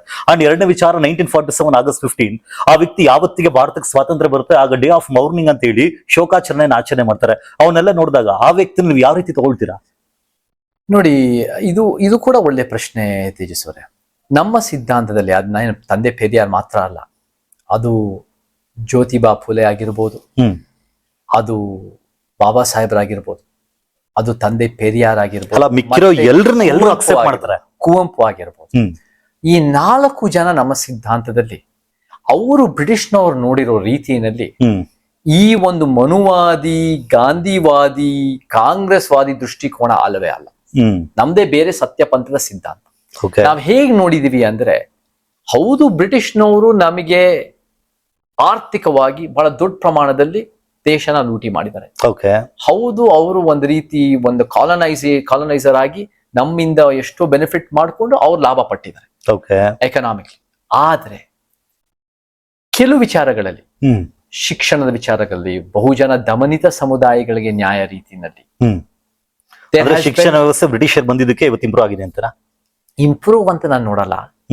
ನೀವು ಒಂದ್ ಎಕ್ಸಾಂಪಲ್, ನೀವು ಜ್ಯೋತಿಬಾ ಫುಲೆ ಆಗಿರ್ಬೋದು, ಬಾಬಾ ಸಾಹೇಬ್ರಂತ ಒಂದು ವ್ಯಕ್ತಿ, ಅವತ್ತು 100 ಜನ ದಲಿತ ಮಕ್ಕಳಿಗೆ ಸಿಗದಿರೋ ಶಿಕ್ಷಣ ಬಾಬಾ ಸಾಹೇಬ್ ಒಬ್ರಿಗೆ ಸಿಕ್ತು ಅಂದ್ರೆ ಹೇಗ್ ಸಿಕ್ತು? ಅವ್ರಿಗೆ ಹೇಗ್ ಸಿಕ್ತು ಅಂದ್ರೆ ಅವರು ಫ್ಯಾಮಿಲಿ, ತಂದೆ ತಾಯಿ ಕಡೆ ಬ್ರಿಟಿಷ್ನವ್ರ ಮಿಲಿಟರಿನಲ್ಲಿ ಇದ್ದಾಗ ಬ್ರಿಟಿಷ್ನವರು ಅವ್ರ ಮಿಲಿಟರಿ ಜನ ಮಕ್ಕಳು ಮೊಮ್ಮಕ್ಕಳಿಗೆ ಯಾರು ಇರ್ತಾರೋ ಅವ್ರಿಗೆ ಶಿಕ್ಷಣ ಕೊಡ್ತಾ ಇದ್ರು. ಸೊ 100 ಜನ ದಲಿತ ಮಕ್ಕಳಿಗೆ ಸಿಗದಿರೋ ಶಿಕ್ಷಣ ಒಬ್ಬ ಅಂಬೇಡ್ಕರ್ ಸಿಕ್ತು ಅಂದ್ರೆ ಇಂಡೈರೆಕ್ಟ್ ಆಗಿ ದ ಬ್ರಿಟಿಷ್ ಎಜುಕೇಶನಲ್ ಮೆಥಡಾಲಜಿ ಅಥವಾ ಅಕ್ಸೆಪ್ಟೆನ್ಸ್ ಫಾರ್ ದಮನಿತ ಕಮ್ಯುನಿಟೀಸ್ ಅದಕ್ಕೂ ಒಂದ್ ಕಾರಣ ಆಯ್ತು. ಬೇರೆ ಯಾರಿಗ ಏನೇ ಆದ್ರೂ ಪರವಾಗಿಲ್ಲ, ಬರೀ ದಲಿತರ ವಿಚಾರ ಅಂತ ಬಂದಾಗ ದಲಿತರಿಗೆ ಸಹಾಯವಾಗಿದ್ರೆ ಮಾತ್ರ ಅದ್ ನಿಮಗೆ ಬೇಕು. ನಾನ್ ದಲಿತರಿಗೆ ಸಹಾಯ ಅಂತ ನಾನು ಹೇಳ್ತಾ ಇದ್ದೀನಿ. ನಾನೇನ್ ಹೇಳ್ತಾ ಇದ್ದೀನಿ ಅಂದ್ರೆ ಶಿಕ್ಷಣದ ರೀತಿನಲ್ಲಿ ಎಷ್ಟೋ ಜನ ಬ್ರಿಟಿಷ್ನವರು ಅದು ಒಂದು ವರ್ಗದ ಜನವಾರ ಹಾಕೊಂಡಿರೋ ಗಂಡಸರಿಗೆ ಮಾತ್ರ ಅಲ್ಲ, ಎಲ್ಲರಿಗೂ ಸೇರ್ಬೇಕು ಅನ್ನೋ ಒಂದು ವಿಚಾರದಲ್ಲೂ ಕೂಡ ಒಪ್ಪಿಗೆ ಇತ್ತು ಅಂತ ಹೇಳಿದ್ರೆ ಸುಳ್ಳಿಲ್ಲ. ಸೊ ನಮ್ಮ ಸಿದ್ಧಾಂತದಲ್ಲಿ ಜ್ಯೋತಿಬಾ ಸಾವಿತ್ರಿಬಾ ಫುಲೆ ಯಾರು ಮೊದಲನೇ ಬಾರಿಗೆ ನಮ್ಮ ದಲಿತರಿಗೆ, ಮಹಿಳೆಯರಿಗೆ, ನಮ್ಮ ಶೋಷಿತ ವರ್ಗಕ್ಕೆ ಶಿಕ್ಷಣ ಸ್ಕೂಲ್ ಶುರು ಮಾಡಿದ್ರು, ಅವರಲ್ಲೂ ಕೂಡ ಇದು ಒಂದ್ ರೀತಿ ಒಂದ್ ಕಾರಣ ಆಗಿ ಒಂದ್ ಸ್ವಲ್ಪ ಸಪೋರ್ಟ್ ಸಿಕ್ಕಿರ್ಬೋದು. ಬಾಬಾ ಸಾಹೇಬ್ರು ಕೂಡ, ತಂದೆ ಪೆರಿಯಾರು ಕೂಡ, ಮತ್ತೆ ಕುವೆಂಪು ಅವರು ಕೂಡ ಹೇಳ್ತಾರೆ, ಬ್ರಿಟಿಷ್ನವರು ಕೂಡ ನಮಗೆ ಒಂದು ಆಸ್ ಅ ಒಂದು ಶೂದ್ರ, ನನಗೂ ಕೂಡ ಒಂದು ರೀತಿ ಒಂದು ಘನತೆ ಮತ್ತೆ ಬೆಳವಣಿಗೆ ಆಗಿರೋ ಕಾರಣ ಬ್ರಿಟಿಷ್ನವ್ರು ಸಹ ಒಂದು ರೀತಿ ಅಧಿಕಾರದಿಂದಲೂ ಸಾಧ್ಯ ಉಂಟಾಗಿರ್ಬೋದು ಅಂತ ಸಜೆಸ್ಟ್ ಮಾಡ್ತಾರೆ. ಸೊ ನಾನು ನೋಡಿ, ಬ್ರಿಟಿಷ್ನವರು ಕಾಂಗ್ರೆಸ್ಸಿನ ಮನುವಾದದಿಂದ ಗಾಂಧಿವಾದದ ದೃಷ್ಟಿಕೋನದಲ್ಲಿ ಸಂಪೂರ್ಣವಾಗಿ ಬ್ರಿಟಿಷ್ನವ್ರು ಮಾಡಿದಲ್ಲ ತಪ್ಪು, ನಾವು ಸ್ವಾತಂತ್ರ್ಯ ತಂದ್ಕೊಟ್ವಿ ಅನ್ನೋ ದೃಷ್ಟಿಕೋನದಿಂದ ನೋಡೋಣ. C for example Simon commission 1927-28 ಕೆಲವು ಬ್ರಿಟಿಷ್ ವ್ಯಕ್ತಿಗಳು ದೇಶದ ಒಂದು ರೀತಿಯ ವಿಚಾರಗಳನ್ನ ಮಂಡನೆ ಮಾಡಬೇಕು, ದೇಶದ ಒಂದು ಲಾಸ್ ತರಬೇಕು, ಅದನ್ನ ಅರ್ಥ ಮಾಡ್ಕೋಬೇಕು ಅನ್ನೋದು ಏನ್ ವಿಚಾರ ಇತ್ತೋ ಅದನ್ನ ಕಾಂಗ್ರೆಸ್ಸು, ಗಾಂಧಿ, ನೆಹರು ಮತ್ತೆ ಜಿನ್ನಾ, ಈ ಮುಸ್ಲಿಮಿಗೆ ಎಲ್ಲರೂ ವಿರೋಧ ಮಾಡಿದ್ರು ಕೂಡ ಅಂಬೇಡ್ಕರ್, ಪೆರಿಯಾರ್ ಅದಕ್ಕೆ ಒಪ್ಪಿಗೆ ಇತ್ತು, ಸಪೋರ್ಟ್ ಮಾಡ. ಅಲ್ಲ, ಒಂದೇನು ಅಂದ್ರೆ ಸೈಮನ್ ಕಮಿಷನ್ ಏನ್ ಭಾರತಕ್ಕೆ ಬರುತ್ತೆ, ಸೈಮನ್ ಕಮಿಷನ್ ಅನ್ನ ಮೀಟ್ ಮಾಡಿ SC/ST ಗಳಿಗೆ ಸಪರೇಟ್ ಕಮ್ಯುನಲ್ ಎಲೆಕ್ಟೋರೇಟ್ ಕೇಳ್ಬೇಕಿತ್ತು. ಆ ಒಂದೇ ಒಂದು ಕಾರಣಕ್ಕೆ ಸೈಮನ್ ಕಮಿಷನ್ ಅನ್ನ ಡಾಕ್ಟರ್ BR ಅಂಬೇಡ್ಕರ್ ಒಪ್ಕೊಂಡ್ರು ಅಂತ ಹೇಳಲಾಗುತ್ತೆ. ಅದ್ರ ಬಗ್ಗೆ ಹೇಳೋದಾದ್ರೆ ಸೆಪರೇಟ್ ಎಲೆಕ್ಟರೇಟ್ಸ್ ಮೈಟ್ ಹ್ಯಾವ್ ಬಿನ್ ಒಂದ್ ಕಾರಣ, ಬಟ್ ಅದು ಒಂದೇ ಅಲ್ಲ, ಎಷ್ಟೋ ಒಂದ್ ರೀತಿ ಮೈಟ್ ಬಿ ಮೆನಿ ಕಾರಣಗಳು ಇತ್ತು ಅಂತ ಇಟ್ಕೊಳ್ಳೋಣ. See many things are multifactorial. So ಆ ಮಲ್ಟಿಫ್ಯಾಕ್ಟೋರಿಯಲ್ ರೀತಿನ ನಾನು ನೋಡ್ತೀನಿ. ಸೊ ಸೈಮನ್ ಕಮಿಷನ್ ಎಲ್ಲಾರು ವಿರೋಧ ಮಾಡ್ತಿದ್ರು, ಅಂಬೇಡ್ಕರ್, ಪೆರಿಯಾರ್ ಇಬ್ಬರೇ ಅದನ್ನ ಸಪೋರ್ಟ್ ಮಾಡ್ತಾರೆ ಅಂದ್ರೆ ಅವರು ನೋಡೋ ದೃಷ್ಟಿಕೋನ ಬೇರೆ ಇತ್ತು. ಯಾರು ಕೂಡ ನಮಗೆ ಬ್ರಿಟಿಷ್ನವ್ರು ಬೇಕೇ ಬೇಕು ಅಂತ ಹೇಳಿರೋರಲ್ಲ, ಬಟ್ ಬ್ರಿಟಿಷ್ನವ್ರಿಗಿಂತ ಕಾಂಗ್ರೆಸ್, ಗಾಂಧಿವಾದ ಎಷ್ಟು ಮಟ್ಟಿಗೆ ನ್ಯಾಯ ಒದಗಿಸುತ್ತೆ ಅನ್ನೋ ಒಂದು ಪ್ರಶ್ನೆ ಇದ್ದೇ ಇತ್ತು on many issue based. So ನಾವು ಕೂಡ ಹಂಗ್ ನೋಡಿದಾಗ we have to look at things on issue based level. ಅವತ್ತಿನ ಕಾಂಟೆಕ್ಸ್ಟ್ ನೋಡ್ಬೇಕು. ತಂದೆ ಪೆರಿಯಾರ್ ಬಹಳ ದೊಡ್ಡ ಪ್ರಮಾಣದಲ್ಲಿ ದ್ರಾವಿಡ ನಾಡು ಪರಿಕಲ್ಪನೆ ಇರ್ತಾರೆ. ಅವತ್ತಿನ ದಿನ ನಮ್ಮ ಕನ್ನಡ ಮಾತೃಭಾಷೆ ಭಾಗಗಳೆಲ್ಲ ಡಿವೈಡ್ ಆಗಿದ್ದಾಗ, ಒಂದು ಪ್ರಿನ್ಸ್ಲಿ ಸ್ಟೇಟ್ ನಲ್ಲಿ ಇದ್ದಾಗ ತಂದೆ ಪೆರಿಯಾರ್ ಯಾವ ದ್ರಾವಿಡ ಭಾಷೆಗಳು ಬರ್ತಾರೆ, ಕನ್ನಡ, ತೆಲುಗು, ತಮಿಳ್, ಮಲಯಾಳಂ ಎಲ್ಲ ಒಂದು 5 ದಕ್ಷಿಣ ಭಾರತದ ರಾಜ್ಯಗಳೆಲ್ಲ ನಾವೆಲ್ಲ ಒಂದು ದ್ರಾವಿಡ ನಾಡು, ನಮ್ದೇ ಆದ ಒಂದು ಪ್ರತ್ಯೇಕವಾದ ಒಂದು ದೇಶ ಮತ್ತೆ ಒಂದು ಸಿದ್ಧಾಂತದ ಒಂದು ಭಾಷೆಯ ಪರಿಕಲ್ಪನೆ ಎತ್ತಿಡಿಯೋಣ ಅಂತ ಬಹಳ ಹೋರಾಟ ಮಾಡಿದ್ದಾರೆ ನಮಗೋಸ್ಕರ. ಇಲ್ಲೇ ನಮಗೆ ಒಂದು ಡಬಲ್ ಸ್ಟ್ಯಾಂಡರ್ಡ್ ಅಂತ ಅನ್ಸೋದು ಸರ್. ನಿಮ್ಮ ಇಬ್ಬರು ಐಡಿಯಾಲಾಗ್ಸ್ ನೋಡಿದಾಗ ಒಂದು ಕಡೆ ಡಾಕ್ಟರ್ BR ಅಂಬೇಡ್ಕರ್, ಇನ್ನೊಂದು ಕಡೆ ರಾಮಸ್ವಾಮಿ ನಾಯ್ಕರ್, ಆದ್ರೆ ಇಬ್ರು ಕೂಡ ಒಬ್ರಿಗೊಬ್ರು ವಿರುದ್ಧವಾಗಿದ್ರು ಅಂತ ಅನ್ಸಲ್ವಾ? ಏನಕ್ಕೆ ಇದನ್ನ ಹೇಳ್ತಿದ್ದೀನಿ ಅಂದ್ರೆ, ನನಗೆ ಹೆಂಗ್ ಅನ್ಸುತ್ತಿದೆ ಅಂದ್ರೆ, ನೀವ್ ಈ ತರ ಯಾರೋ ಒಬ್ಬರನ್ನ ಒಬ್ಬ ಆದರ್ಶ ವ್ಯಕ್ತಿ ಅಂತ ತಗೊಂಡಿದ್ರ ಅಂದ್ರೆ ಅವ್ರಿಬ್ರೇ ಒಬ್ರಿಗೊಬ್ರು ವಿರುದ್ಧವಾಗಿದ್ರು ಅಂತ. ಏನಕ್ಕೆ ಅಂದ್ರೆ, ಇಂಡಿಯಾ ಫೆಡರಲ್ ಕಂಟ್ರಿ, ಈ ಒಂದು ಫೆಡರಲ್ ಕಂಟ್ರಿ ಆದ್ರೂ ಕೂಡ ಫೆಡರೇಷನ್, ಫೆಡರಲ್ ಅನ್ನೋ ಟರ್ಮ್ ಅನ್ನ ಬಳಸ್ತಿಲ್ಲ. ಕಾರಣ ರಾಜ್ಯಗಳು ಹೊಡೆದು ಆಚೆ ಹೋಗ್ಬೋದು ಅಂತ. ಆ ಕಾರಣಕ್ಕೆ India that is Bharat shall be union of States, ಅಂದ್ರೆ ರಾಜ್ಯಗಳ ಒಕ್ಕೂಟವಾಗಿದೆ ಅಂತೇಳಿ ಅಂಬೇಡ್ಕರ್ ಬಳಸ್ತಾರೆ. ಅಂಬೇಡ್ಕರ್ ಹೇಳ್ತಾರೆ, ಯಾವುದೇ ಕಾರಣಕ್ಕೂ ಕೂಡ ಭಾರತ ದೇಶ ಹೊಡಿಬಾರ್ದು, ಆ ಕಾರಣಕ್ಕೆ ಫೆಡರಲ್ ಕಂಟ್ರಿ ಆಗಿದ್ರು ನಾನು ಫೆಡರಲ್ ಅನ್ನುವಂಥ ಪದವನ್ನ ಬಳಸಲ್ಲ ಅಂತ. ಅವ್ರನ್ನ ನೀವು ಒಪ್ಕೊಳ್ತೀರಾ ಒಂದ್ ಕಡೆ, ನಾನು ಒಪ್ಕೊಳ್ತೀನಿ. ಆದ್ರೆ ಇನ್ನೊಂದ್ ಕಡೆ ರಾಮಸ್ವಾಮಿ ನಾಯ್ಕರ್ ಅವ್ರನ್ನ ನೀವು ಸಬ್ಸ್ಕ್ರೈಬ್ ಮಾಡ್ತೀರಾ. ಅವ್ರು ಏನಂತ ಹೇಳ್ತಾರೆ ಅಂದ್ರೆ, ಏನು ದಕ್ಷಿಣ ಭಾರತ ಅಥವಾ ದ್ರಾವಿಡ ನಾಡು, ಕರ್ನಾಟಕ ಆಗಿರ್ಲಿ, ತಮಿಳುನಾಡು ಆಗಿರ್ಲಿ, ತೆಲಂಗಾಣ ಆಗಿರ್ಲಿ, ಅಥವಾ ಆಂಧ್ರ ಆಗಿರ್ಲಿ, ಈ ತರದ ಏನ್ ಕೇರಳ ಆಗಿರ್ಲಿ, ಈ ಎಲ್ಲ ರಾಜ್ಯಗಳನ್ನು ಒಟ್ಟುಗೂಡಿಸಿ ದ್ರಾವಿಡ ನಾಡು ಅನ್ನುವಂಥ ಒಂದು ಪ್ರತ್ಯೇಕ ದೇಶ ಬೇಕು ಅಂತ ಕೇಳ್ತಾರೆ. ಒಂದು ಕಡೆ ಒಬ್ಬ ವ್ಯಕ್ತಿ ಹೇಳ್ತಾರೆ ದೇಶವನ್ನ ಯಾವುದೇ ಕಾರಣಕ್ಕೂ ಹೊಡಿಬಾರ್ದು ಅಂತ, ಇನ್ನೊಂದ್ ಕಡೆ ಒಬ್ಬ ವ್ಯಕ್ತಿ ಹೇಳ್ತಾರೆ ದಕ್ಷಿಣ ಭಾರತ ದ್ರಾವಿಡ ನಾಡು ಅಂತ ಹೇಳಿ ಬೇರೆ ಬೇಕು ಅಂತ. ನೀವ್ ಇಬ್ರು ಹೆಂಗ್ ಒಪ್ಕೊಳ್ತೀರಿ? ನೀವು ನೋಡ್ತಾ ಇರೋದು ಟೈಮ್ ಲೈನ್ ಮೇಲೆ ಬಹಳ ಮುಖ್ಯ ಆಗುತ್ತೆ. ಬಾಬಾ ಸಾಹೇಬ್ರು ಕೂಡ ಅವ್ರ ರೀತಿ first of all 2 different individuals have 2 different visions. Sir ನೀವು ಟೈಮ್ ಲೈನ್ ಬೇರೆದಂದ್ರಿ, ಇದೇ ಕಾನ್ಸ್ಟಿಟ್ಯೂಷನ್ ರಚನೆ ಮಾಡಾದ್ಮೇಲೂ ಕೂಡ ಅವ್ರ ಅದ್ರ ಏನು ದ್ರಾವಿಡ ನಾಡು ಅಂತ ಬೇಕು, ಪ್ರತ್ಯೇಕ ದೇಶ ಬೇಕು ಅಂತೇಳಿ ಡಿಮಾಂಡ್ ಮಾಡ್ತಾರೆ. ನೋಡಿ, ನಮಗೆ ಒಂದು ರೀತಿ 1947 ಆಗಿರ್ಬೋದು, 1950 ನಮಗೆ ಈ ಒಂದು ಕಾನ್ಸ್ಟಿಟ್ಯೂಷನ್ ರಾಟಿಫೈ ಇಂಪ್ಲಿಮೆಂಟೇಷನ್ ಆಗಿರ್ಬೋದು. ಅವತ್ತಿನ ದಿನ ದೇಶದ ಪರಿಕಲ್ಪನೆನೇ ಬಹಳ ಹೊಸದಿತ್ತು ತೇಜಸ್ ಅವರೇ. ಬಹಳ ಒಂದು ಅನೇಕ ಫೋರ್ಸಸ್ಗಳು ಬೇರೆ ಬೇರೆ ರೀತಿಯಲ್ಲಿ ಒಂದು ರೀತಿ they were jostling for that vision. Jostling for the vision ಅಂದ್ರೆ ಒಂದ್ ರೀತಿ ನಮ್ಮ ವಿಷನ್ ದೇಶಕ್ಕೆ ಒಳ್ಳೇದಾಗತ್ತೆ ಅವರ ದೃಷ್ಟಿಕೋನದಿಂದ ನೋಡ್ತಾ ಇದ್ರು. ನಮಗೆ ಇವತ್ ಎಲ್ಲಾ ರೀತಿಯ ಪೊಲಿಟಿಕಲ್ ಮೂವ್ಮೆಂಟ್ಗಳು, ಎಲ್ಲಾ ರೀತಿಯ ಒಂದು ರೀತಿಯ ದೊಡ್ಡ ದೊಡ್ಡ ನಾಯಕರು ನಾಯಕಿಯರು ಹೆಚ್ಚಾಗಿ ಒಂದು ಬಿಮಾರು ಮತ್ತೆ ಈ ಒಂದು ಉತ್ತರ ಭಾರತ ಮಧ್ಯ ಭಾರತದಿಂದನೇ ಬಂದಾಗ ನಮ್ಮ ದಕ್ಷಿಣ ಭಾರತದ ಒಂದು ದ್ರಾವಿಡ ಪರಿಕಲ್ಪನೆ, ನಮ್ಮ ದಕ್ಷಿಣ ಭಾರತಕ್ಕೆ ನಮ್ಗೆ ನ್ಯಾಯ ಸಿಗಬೇಕು, ನಮ್ಮ ದಕ್ಷಿಣ ಭಾರತನೇ ನಮಗೆ ಬಹಳ ಮುಂದೆ ಆಲೋಚನೆ ಇಟ್ಕೊಂಡಿರೋರು ತಂದೆ ಪೆರಿಯಾರ್ ಎತ್ತಿ ಹಿಡಿದ್ರು. ನಮಗೆ ಫಸ್ಟ್ ಅಮೆಂಡ್ಮೆಂಟ್ ಹೆಂಗ್ ಬಂತು? ಫಸ್ಟ್ ಅಮೆಂಡ್ಮೆಂಟ್ ಹೆಂಗ್ ಬಂತು ಅಂದ್ರೆ ಮಡ್ರಾಸ್ ನಲ್ಲಿ ಗವರ್ಮೆಂಟ್ ಆರ್ಡರ್ ಬಂತು, ಮೀಸಲಾತಿ ಏನ್ ನಮಗೆ ತಂದೆ ಪೆರಿಯಾರ್ ಜಸ್ಟಿಸ್ ಪಾರ್ಟಿ ದ್ರಾವಿಡ ಕಳಗಮಿಂದ ತಂದಿದ್ರು ಅದನ್ನ ಕಿತ್ತಾಕಕ್ ತಂದಾಗ ನೆಹರು ಮೀಸಲಾತಿ ಕಿತ್ತಾಕ್ಬಿಡ್ತಾರೆ ಅನ್ನೋ ಕಾರಣಕ್ಕೆ. ಯಾಕಂದ್ರೆ ನೆಹರು ಯಾವಾಗಲೂ ಮೀಸಲಾತಿ ವಿರೋಧ ಇದೆ. ಗಾಂಧಿ ಅವರೆಲ್ಲ ಸೆಪರೇಟ್ ಎಲೆಕ್ಟೆಡ್ ವಿರೋಧ ಪೊಲಿಟಿಕಲ್ ಮೀಸಲಾತಿ. ನೆಹರು 1961 ನಲ್ಲಿ ಎಲ್ಲ ಒಂದು ಸಿಎಂ ಗಳು ಬರ್ದು ಮೀಸಲಾತಿ ಅಂದ್ರೆ ಸೆಕೆಂಡ್ ರೇಟ್ ಪೀಪಲ್ ಅಂತ ಅವರು ಒಂದು ಬಹುಸಂಖ್ಯಾತರ ಮನುವಾದ ಮನಸ್ಥಿತಿ ವಿರೋಧ ಇತ್ತು. ಎಲ್ಲಿ ನೆಹರು ಮೀಸಲಾತಿ ಕಿತ್ತಾಕ್ಬಿಡ್ತಾರೆ ಅನ್ನೋ ರೀತಿಯಲ್ಲಿ ಅದು ಆಗಬಾರದು ಅಂತ ತಂದೆ ಪೆರಿಯಾರು 1950 ನಲ್ಲಿ ಬಹಳ ಒಂದು ದೊಡ್ಡ ಚಳುವಳಿ ಕಟ್ತಾರೆ, ಮೀಸಲಾತಿ ಬೇಕು ಅಂತ. ತಂದೆ ಪೆರಿಯಾರ್ ನೋಡಿ, ಅವರು ದಲಿತರಾಗಿರ್ಲಿಲ್ಲ, ಆದ್ರೆ ಜಾತಿ ವ್ಯವಸ್ಥೆ ಕಿತ್ತಾಕ್ಬೇಕು ಅಂತ ಅವ್ರ ಮನಸ್ಥಿತಿ ಬಹಳ ಗಟ್ಟಿಯಾಗಿತ್ತು. ಅವರು ಜಾತಿ ವ್ಯವಸ್ಥೆಗೂ ಪ್ರತ್ಯೇಕ ದೇಶ ಅಂತ ಬೇಕು ಅಂತ ಕೇಳಿದಕ್ಕೂ ಏನ್ ಮುಗಿಸ್ಬಿಡ್ತೀನಿ. ಅವರು ಮಹಿಳೆ ಆಗಿರ್ಲಿಲ್ಲ, ಆದ್ರೆ ಲಿಂಗ ಸಮಾನತೆಗೋಸ್ಕರ ಅವ್ರು ಹೋರಾಟ ಮಾಡಿದ್ದು ಯಾವ ಮನುಷ್ಯರು ನಾವು ನೋಡಿಲ್ಲ 20ನೇ ಶತಮಾನ.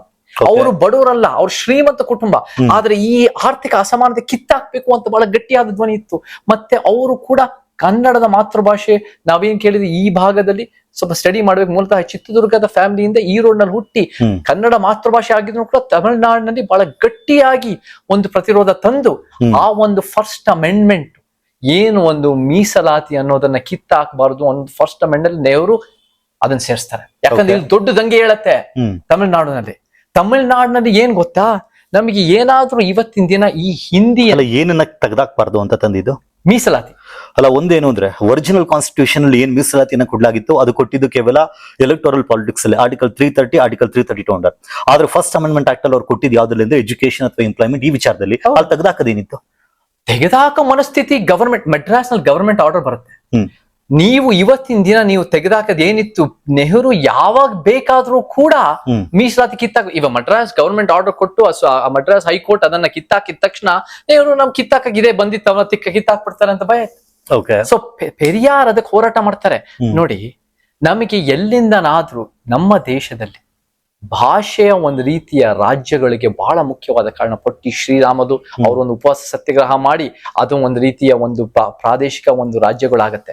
ಬಟ್ ಅದ್ರ ಜೊತೆ ಯಾರಾದ್ರೂ ಒಂದು ಗಟ್ಟಿಯಾದ ನಮ್ಮ ಕನ್ನಡ ಮತ್ತೆ ನಮ್ಮ ಕರ್ನಾಟಕ ತನಕ್ಕೆ ಒಂದು ಅಡಿಪಾಯ ಹಾಕಿದ್ದಾರೆ ಅಂದ್ರೆ ಅದು ದ್ರಾವಿಡ ಚಳವಳಿ. ಅದು ನಮಗ್ ಬೇಕೇ ಬೇಕು. ಅವ್ರು ಅಂಥದನ್ನ ನಾನು ನಿಜ ಹೇಳ್ತೀನಿ ತೇಜಸ್ ಅವರೇ, ನಾನು ಪೆರಿಯಾರ್ ಹೇಳಿದ್ದಲ್ಲ ಪ್ರತಿ ಒಂದು ಅಕ್ಷರನು ನಾವು ಒಪ್ಪಲ್ಲ. ಪೆರಿಯಾರ್ ಅಲ್ಲ, ಬಾಬಾ ಸಾಹೇಬ್ ಹೇಳಿದ್ದು ಪ್ರತಿ ಒಂದು ಅಕ್ಷರನು ನಾನು ಒಪ್ಪಲ್ಲ. ನಾನು ಅದನ್ನ ಇಂಟರ್ಪ್ರೆಟ್ ಮಾಡ್ತೀವಿ ಒಂದು ಸಮಾಜಕ್ಕೆ. ಆದ್ರೆ ನಿಮ್ಗೆ ಏನ್ ಬೇಕೋ ಅದೊಂದನ್ನ ಮಾತ್ರ ತಗೊಳ್ತೀರಾ. ಒಂದನ್ ಮಾತ್ರ ಅಲ್ಲ, ಅವರು ನೋಡೋ ದೃಷ್ಟಿಕೋನ ಹೇಗಿರ್ಬೋದು ಅಂತ ನಾನು ಇಂಟರ್ಪ್ರೆಟ್ ಮಾಡಿ ಒಂದು ಸಮಾಜದ ಪ್ರತಿರೋಧ ದೃಷ್ಟಿಲಿ ಇರ್ತೀನಿ. ಬಟ್ 12ನೇ ಶತಮಾನದ ಶರಣರಾದ ಮೇಲೆ ಯಾರಾದ್ರೂ ಕನ್ನಡದ ಮಾತೃಭಾಷೆಯಲ್ಲಿರೋ ಅತಿ ಪರಿಣಾಮಕಾರಿ ವ್ಯಕ್ತಿ ಅಂದ್ರೆ 850 ವರ್ಷದಲ್ಲಿ ಅಂದ್ರೆ ಅದು ತಂದೆ ಪೆರಿಯಾರ್ ಅಂತ ಹೇಳಿದ್ರೆ ನಾನು ಸುಳ್ಳಿಲ್ಲ. ಅವ್ರ ಅಹಿಂಸಾ ಮಾರ್ಗದ ಮುಖಾಂತರ, ವಿಚಾರಗಳ ಮುಖಾಂತರ, ಅನ್ಯಾಯದ ವ್ಯವಸ್ಥೆ ಮುಖಾಂತರ ಅವ್ರು ಗಟ್ಟಿಯಾಗಿ ಹೋರಾಟ ಮಾಡ್ತಾರೆ. ಬಟ್ ಅವ್ರಿಗೆ ಯಾವ ಜಾತಿ ಸಪೋರ್ಟ್ ಇಲ್ಲ, ಅವ್ರಿಗೆ ಯಾವ ಒಂದ್ ರೀತಿ ಪ್ರಭಾವಿ ಜಾತಿನೋ ಜನಸಂಖ್ಯೆ ಜಾತಿನೋ ಇಲ್ಲ. ನಾವೆಲ್ಲ ಬುದ್ಧ ಬಸವ ಅಂಬೇಡ್ಕರ್ ಒಪ್ಪೋರು, ಆದ್ರೆ ಬುದ್ಧ ಆಗಿರ್ಬೋದು, ಬುದ್ಧನ್ನ ಎಲ್ಲಾರು ಒಪ್ತಾರೆ. ಸೊ ಬುದ್ಧನ ಯಾರು ಪ್ರಶ್ನೆ ಬರಲ್ಲ. ಬಸವಣ್ಣವ್ರಿಗೆ ಒಂದು ಪ್ರಭಾವಿ ಜಾತಿಯವರು ಅವ್ರ ಐಕಾನ್ ಅಂತ ಇಟ್ಕೊಂತಾರೆ, ಯಾರು ಪ್ರಶ್ನೆ ಮಾಡೋದು. ಬಾಬಾ ಸಾಹೇಬ್ರ ಜನಸಂಖ್ಯೆನಲ್ಲಿ ಪ್ರಭಾವಿ ಜಾತಿ ಇರೋರು ಅವ್ರ ಜೊತೆ ಯಾರು ಪ್ರಶ್ನೆ ಮಾಡಲ್ಲ. ತಂದೆ ಪೆರಿಯಾರ್ನ ಇವತ್ತಿಗೂ ಎಲ್ಲೋ ಒಂದ್ ಕಡೆ ಭಯ ಇದೆ. ಯಾಕಂದ್ರೆ ಅವರ ವಿಚಾರಗಳು ಅಷ್ಟು ಗಟ್ಟಿ ಇತ್ತು. ಅವರನ್ನ ನಾವು ಆ ವಿಚಾರಗಳನ್ನ 21ನೇ ಶತಮಾನಕ್ಕೆ ಇಂಟರ್ಪ್ರೆಟ್ ಮಾಡಿ ಅಂಬೇಡ್ಕರ್, ಪೆರಿಯಾರ್ ಮತ್ತೆ ಕಾಂಶಿರಾಮ್ ಅವರ ಪೊಲಿಟಿಕಲ್ ಮೂವ್ಮೆಂಟ್ ಕಟ್ಟಿ ನೋಡಿ ತೇಜಸ್ ಅವರೇ, ತಮಿಳುನಾಡಿನಲ್ಲಿ 60 ವರ್ಷ 59 60 ವರ್ಷ ಇದ್ದಿದ್ ಕಾಂಗ್ರೆಸ್ ಪಾರ್ಟಿ, ರಾಜಗೋಪಾಲಾಚಾರಿ ಯಾರು ಇದ್ರು ಅಲ್ಲಿ, ಕಾಂಗ್ರೆಸ್ ಕಾಮರಾಜ್ ಯಾರು ಇದ್ರು, ಅವರೆಲ್ಲಾನು ಕೂಡ ಆಚೆ ಹಾಕಿ ಒಂದು ದ್ರಾವಿಡ ಚಳುವಳಿ ಕಟ್ಟಿರೋ ಬೇಸೆ ತಂದೆ ಪೆರಿಯಾರ್ ಮೂಮೆಂಟ್. ಅಂತ ಪ್ರಾದೇಶಿಕ ಶಕ್ತಿ ನಮ್ ಕರ್ನಾಟಕಕ್ಕೆ. ಅದಕ್ಕೆ ಇವತ್ತಿಗೆ ತಮಿಳುನಾಡು ಇನ್ನೂ ಕೂಡ ಭಾರತದೊಂದಿಗೆ ಸಂಪೂರ್ಣವಾಗಿ ಇಂಟಿಗ್ರೇಟ್ ಆಗಿಲ್ಲ ಅಂತ ಅನ್ಸಲ್ವಾ? ಇಂಟಿಗ್ರೇಟ್ ಆಗಿಲ್ಲ ಅಂದ್ರೆ ನೋಡಿ, ಇಂಟಿಗ್ರೇಟ್ ಆಗಬೇಕು. ನಾವೆಲ್ಲ ಕೂಡ ನಮ್ಮ ಒಂದು ರೀತಿಯ ಕರ್ನಾಟಕತನ ಉಳಿಸ್ಕೋಬೇಕಲ್ಲ ತೇಜಸ್ ಅವರೇ. ಇವತ್ತು ಇಂಟಿಗ್ರೇಟ್ ಅಂದ್ರೆ ಭೀಮಾರು ಹೇಳೋ ಪ್ರಕಾರ, ಉತ್ತರ ಭಾರತ ಹೇಳೋ ಪ್ರಕಾರ ನಾವೆಲ್ಲ ಹಿಂದಿ ಕಲ್ಕೊಂಡು ಅವ್ರ ಗುಲಾಮರಾಗ್ಬೇಕಾ? ನಾವ್ ಇವತ್ತಿನ ದಿನ, ನೀವು ಫಾರ್ ಎಕ್ಸಾಂಪಲ್ ನಮಗೆ ನಾನು ಒಂದು ಸಿಂಪಲ್ ಆಗಿ ಹೇಳ್ತೀನಿ, ಫಸ್ಟ್ ಭಾರತೀಯ ವ್ಯಕ್ತಿನ ಅಥವಾ ಕನ್ನಡಿಗನ? ಉದಾಹರಣೆ ನೀವು ಕರ್ನಾಟಕದಲ್ಲಿ ಇರೋದ್ರಿಂದ ಫಸ್ಟ್ ಕನ್ನಡಿಗನ ಫಸ್ಟ್ ಇಂಡಿಯನ್? ನೋಡಿ, ನಾನು ಕನ್ನಡಿಗ, ಕರ್ನಾಟಕದವನಾಗಿರೋದ್ರಿಂದ ನಾನು ಕೂಡ ಭಾರತೀಯನು. ನೀವು ಭಾರತೀಯನ ಆದ ನಂತರ ನೀವು ಕನ್ನಡಿಗ ಆಗ್ತಿರೋ ಹೊರತು ಕರ್ನಾಟಕದ ವ್ಯಕ್ತಿ ಆಗ್ತಿರೋ ಹೊರತು ಕರ್ನಾಟಕದ ವ್ಯಕ್ತಿ ಆಗಿರೋ ಕಾರಣ ನೀವು ಭಾರತೀಯ ವ್ಯಕ್ತಿ ಆಗಲ್ಲ. ನಾನು ಕರ್ನಾಟಕದ ವ್ಯಕ್ತಿನೂ ಹೌದು, ನಾನು ಭಾರತದ ವ್ಯಕ್ತಿನೂ ಹೌದು. ಆದ್ರೆ ನಾನು ಕರ್ನಾಟಕಕ್ಕೆ ಒಂದು ಪ್ರಾದೇಶಿಕ ನ್ಯಾಯ, ನಮ್ಮ ರಾಜ್ಯಕ್ಕೆ ಗಟ್ಟಿಯಾದ ನಮ್ಮ ಸಮಸ್ಯೆಗಳು ಬಗೆಹರಿಸುವ ಒಂದು ಮನಸ್ಥಿತಿ ಇರಬೇಕು. ಇವತ್ತು ನಾವು 3 ಲ್ಯಾಂಗ್ವೇಜ್ ಫಾರ್ಮ್ಯುಲಾ ಇಂದ ನಮಗೆ ಇವತ್ತಿನ ದಿನ ನಾವು ಹಿಂದಿ ಕಲ್ತು ನಾವು ಈ ವ್ಯವಸ್ಥೆಯಲ್ಲಿ ನಾವು ಈ ಬಿಮಾರುಗೆ ಗುಲಾಮರಾಗ ಕಾರಣ ಈ ಹಳೆಯ 75 ವರ್ಷದ ಲೀಡರ್ಸ್ಗಳು. ತಂದೆ ಪೆರಿಯಾರಿನ ಚಳುವಳಿನಲ್ಲಿ ಅವರು ಅಣ್ಣಾದೊರೆ ಅಂತ ತಂದು ಅವ್ರು ಏನ್ ಮಾಡ್ತಾರೆ ಅಂದ್ರೆ 3 ಲ್ಯಾಂಗ್ವೇಜ್ ಫಾರ್ಮ್ಯುಲಾ ಯಾವಾಗ ಬಂತೋ 68 ನಲ್ಲಿ ಆಚೆ ಹಾಕಿದ್ರು. ನಮ್ಗೆ 2 ಲ್ಯಾಂಗ್ವೇಜ್ ಬೇಕು ಅಂತ ತಮಿಳುನಾಡು ತಂದ್ರು. ಆ ತಮಿಳು ಇಂಗ್ಲಿಷ್ ಇಂದ ಬಂದಾಗ ಅವರ ಒಂದು ಸಾಂಸ್ಕೃತಿಕವಾದ ವಿಶೇಷತನ ಅವ್ರು ಉಳಿಸ್ಕೊಂಡಿದ್ದಾರೆ. ಅವರ ಶಿಕ್ಷಣದ ವ್ಯವಸ್ಥೆಯನ್ನು ನಮ್ಮ ಕರ್ನಾಟಕದಿಂದ ಎಷ್ಟೋ ರೀತಿ ಬೆಟರ್ ಇದೆ. ಅಂಬೇಡ್ಕರ್ ಒಂದ್ ಕಡೆ ಹೇಳ್ತಾರೆ, ದೇಶಕ್ಕೆ ಎಲ್ಲದಕ್ಕೂ ಸೇರಿ ಯಾವ್ದೋ ಒಂದು ಲ್ಯಾಂಗ್ವೇಜ್ ಇದ್ರೆ, ಕಾಮನ್ ಲ್ಯಾಂಗ್ವೇಜ್ ಇದ್ರೆ ಚೆನ್ನಾಗಿರ್ತಿತ್ತು ಅಂತ. ಆ ಕಾಮನ್ ಲ್ಯಾಂಗ್ವೇಜ್ ಹಿಂದಿ ಆಗ್ಬೇಕು ಅಂತೇಳಿ ಸರ್ಕಾರ ಬಯಸುತ್ತೆ. ತಪ್ಪ? ಹಿಂದಿ ಆಗೋದು ನಾವು ಯಾವುದೇ ಕಾರಣಕ್ಕೂ ಒಪ್ಪಲ್ಲ, ಅದು ತಪ್ಪೆ. ಒಂದು ಕಾಮನ್ ಲ್ಯಾಂಗ್ವೇಜ್, ಅಂಬೇಡ್ಕರ್ನ ನೀವು ಸೆಲೆಕ್ಟಿವ್ ಆಗಿ ನೋಡಕ್ಕಾಗಲ್ಲ. ಅವರು ಕೂಡ ಥಾಟ್ಸ್ ಆನ್ ಲಿಂಗ್ವಿಸ್ಟಿಕ್ ಸ್ಟೇಟ್ಸ್ ನಲ್ಲಿ ಬಹಳ ಅನೇಕ ದೃಷ್ಟಿಕೋನದಿಂದ ನೋಡ್ತಾರೆ. ಹಿಂಗಾದ್ರೆ ಹಂಗೆ, ಹಿಂಗಾದ್ರೆ ಹಿಂಗೆ ಅಂತ ಅವ್ರ ರೀತಿ ಅದನ್ನ ವಿಚಾರ ಮಂಡಿಸ್ತಾರೆ. 1 ಸ್ಟೇಟ್ 1 ಲ್ಯಾಂಗ್ವೇಜ್ ಅನ್ನೋ ರೀತಿ ಹೇಳ್ತಾರೆ. 1 ಲ್ಯಾಂಗ್ವೇಜ್ 1 ಸ್ಟೇಟ್ ಅಂತ ಹೇಳಲ್ಲ. 1 ಸ್ಟೇಟ್ 1 ಲ್ಯಾಂಗ್ವೇಜ್ ಅನ್ನೋದು ಅವ್ರ ಒಕ್ಕೆ ಇರುತ್ತೆ. ಬಟ್ ನಾವ್ ಇವತ್ತಿನ ದಿನ ನಮ್ಮ ದಕ್ಷಿಣ ಭಾರತದ ದ್ರಾವಿಡ ವಿಶೇಷತೆ ನಾವ್ ಎತ್ತಿ ಹಿಡಿಯಲೇಬೇಕು. ಹಿಂದಿಯನ್ನ ಅನ್ನೋ ಒಂದು ರೀತಿ, ಹಿಂದಿ ಭಾಷೆಗೂ ನಮ್ಮ ದಕ್ಷಿಣ ದ್ರಾವಿಡ ನಾಡಿಗೂ ಯಾವುದೇ ರೀತಿ ಒಂದು ಕನೆಕ್ಷನ್ ಇಲ್ಲ. ಸೊ ಅದು ಮತ್ತೆ ನಮಗೆ ಹಿಂದಿ ಭಾಷೆಯಿಂದ ಏನಾಗತ್ತೆ ಅಂದ್ರೆ, ಉತ್ತರ ಭಾರತದವರು ಭೀಮಾರನವರು ಹೆಚ್ಚು ಭಾರತೀಯರು, ನಾವೆಲ್ಲ 2ನೇ ರೇಟಿನ ಭಾರತೀಯರು ಅನ್ನೋ ರೀತಿ ನಾವೇ ಒಪ್ಕೊಂಡಂಗಾಗತ್ತೆ. ನಮ್ಮ ಭಾಷೆಗಳು ಯಾವುದೇ ಕಾರಣಕ್ಕೂ ಕಡಿಮೆ ಅಲ್ಲ. ನಮ್ಮ ತುಳು, ಕೊಡವ, ಬ್ಯಾರಿ, ಲಂಬಾಣಿ, ಆದಿವಾಸಿ ಭಾಷೆಗಳು, ಅಲೆಮಾರಿ ಭಾಷೆಗಳು, ದಕ್ಕನಿ ಉರ್ದು, ಎಲ್ಲಾ ರೀತಿ, ನಮ್ಮ ಕನ್ನಡ, ಎಲ್ಲಾ ರೀತಿ ಭಾಷೆಗಳು ಸರಿ ಸಮಾನ ಅಂತ ನಾವು ಹೋರಾಟ ಮಾಡ್ಬೇಕು. ನಮ್ಮ ಭಾಷೆಗಳಿಗೆ ನಾವು ನ್ಯಾಯ, ನಾವು ಕರ್ನಾಟಕದ ಪ್ರಾದೇಶಿಕ ನ್ಯಾಯ ಕೊಟ್ಟಿಲ್ಲ ಅಂತ ತೇಜಸ್ವರೇ, ಯಾರು ಕೊಡ್ತಾರೆ ನಮ್ಗೆ? ನಾವು ನಮ್ಮ ಭಾಷೆಗಳನ್ನ ಎತ್ತಿ ಹಿಡಿಬೇಕು. ಸೊ ಆ ಒಂದು ಭಾಷೆಯ ಹೋರಾಟನೂ ಕೂಡ ಬಹಳ ಮುಖ್ಯ. ತಂದೆ ಪೆರಿಯಾರ್ ಅಂತ ಅದ್ಭುತವಾದ ಭಾಷೆ ನ್ಯಾಯಕ್ಕೋಸ್ಕರ ನಾನು ಹಿಂದಿ ಏರಿಕೆನ ಒಪ್ಪೋದಿಲ್ಲ. ಅದೇ ಕಾರಣಕ್ಕೆ ನನ್ನ ಚಾನಲ್ ನೇಮನ್ನ ತೇಜಸ್ ಕನ್ನಡಿಗ ಅಂತಾನೆ ಇಟ್ಕೊಂಡಿದ್ದೀನಿ. ನೀವು ಪ್ರಿಯಾಂಬಲ್ ಬಗ್ಗೆ ಯಾವಾಗ್ಲೂ ಮಾತಾಡ್ತಾ ಇರ್ತೀರಿ. ಅದ್ರಲ್ಲಿ ಒಂದು ಸೋಷಿಯಲಿಸ್ಟ್, ಸಮಾಜವಾದಿ ಅಂತ ಬರುತ್ತೆ. ಆದ್ರೆ ಇದು ಸಮಾಜವಾದ ಅನ್ನುವಂತ ಕಾನ್ಸೆಪ್ಟ್ ಏನಿದೆ, ಇದು ಡಾಕ್ಟರ್ BR ಅಂಬೇಡ್ಕರ್ ಇದ್ದಂತ ಸಂದರ್ಭದಲ್ಲಿ ಬರೆದಂತ ಪ್ರಿಯಾಂಬಲ್ ಅಲ್ಲಿ ಇರಲಿಲ್ಲ.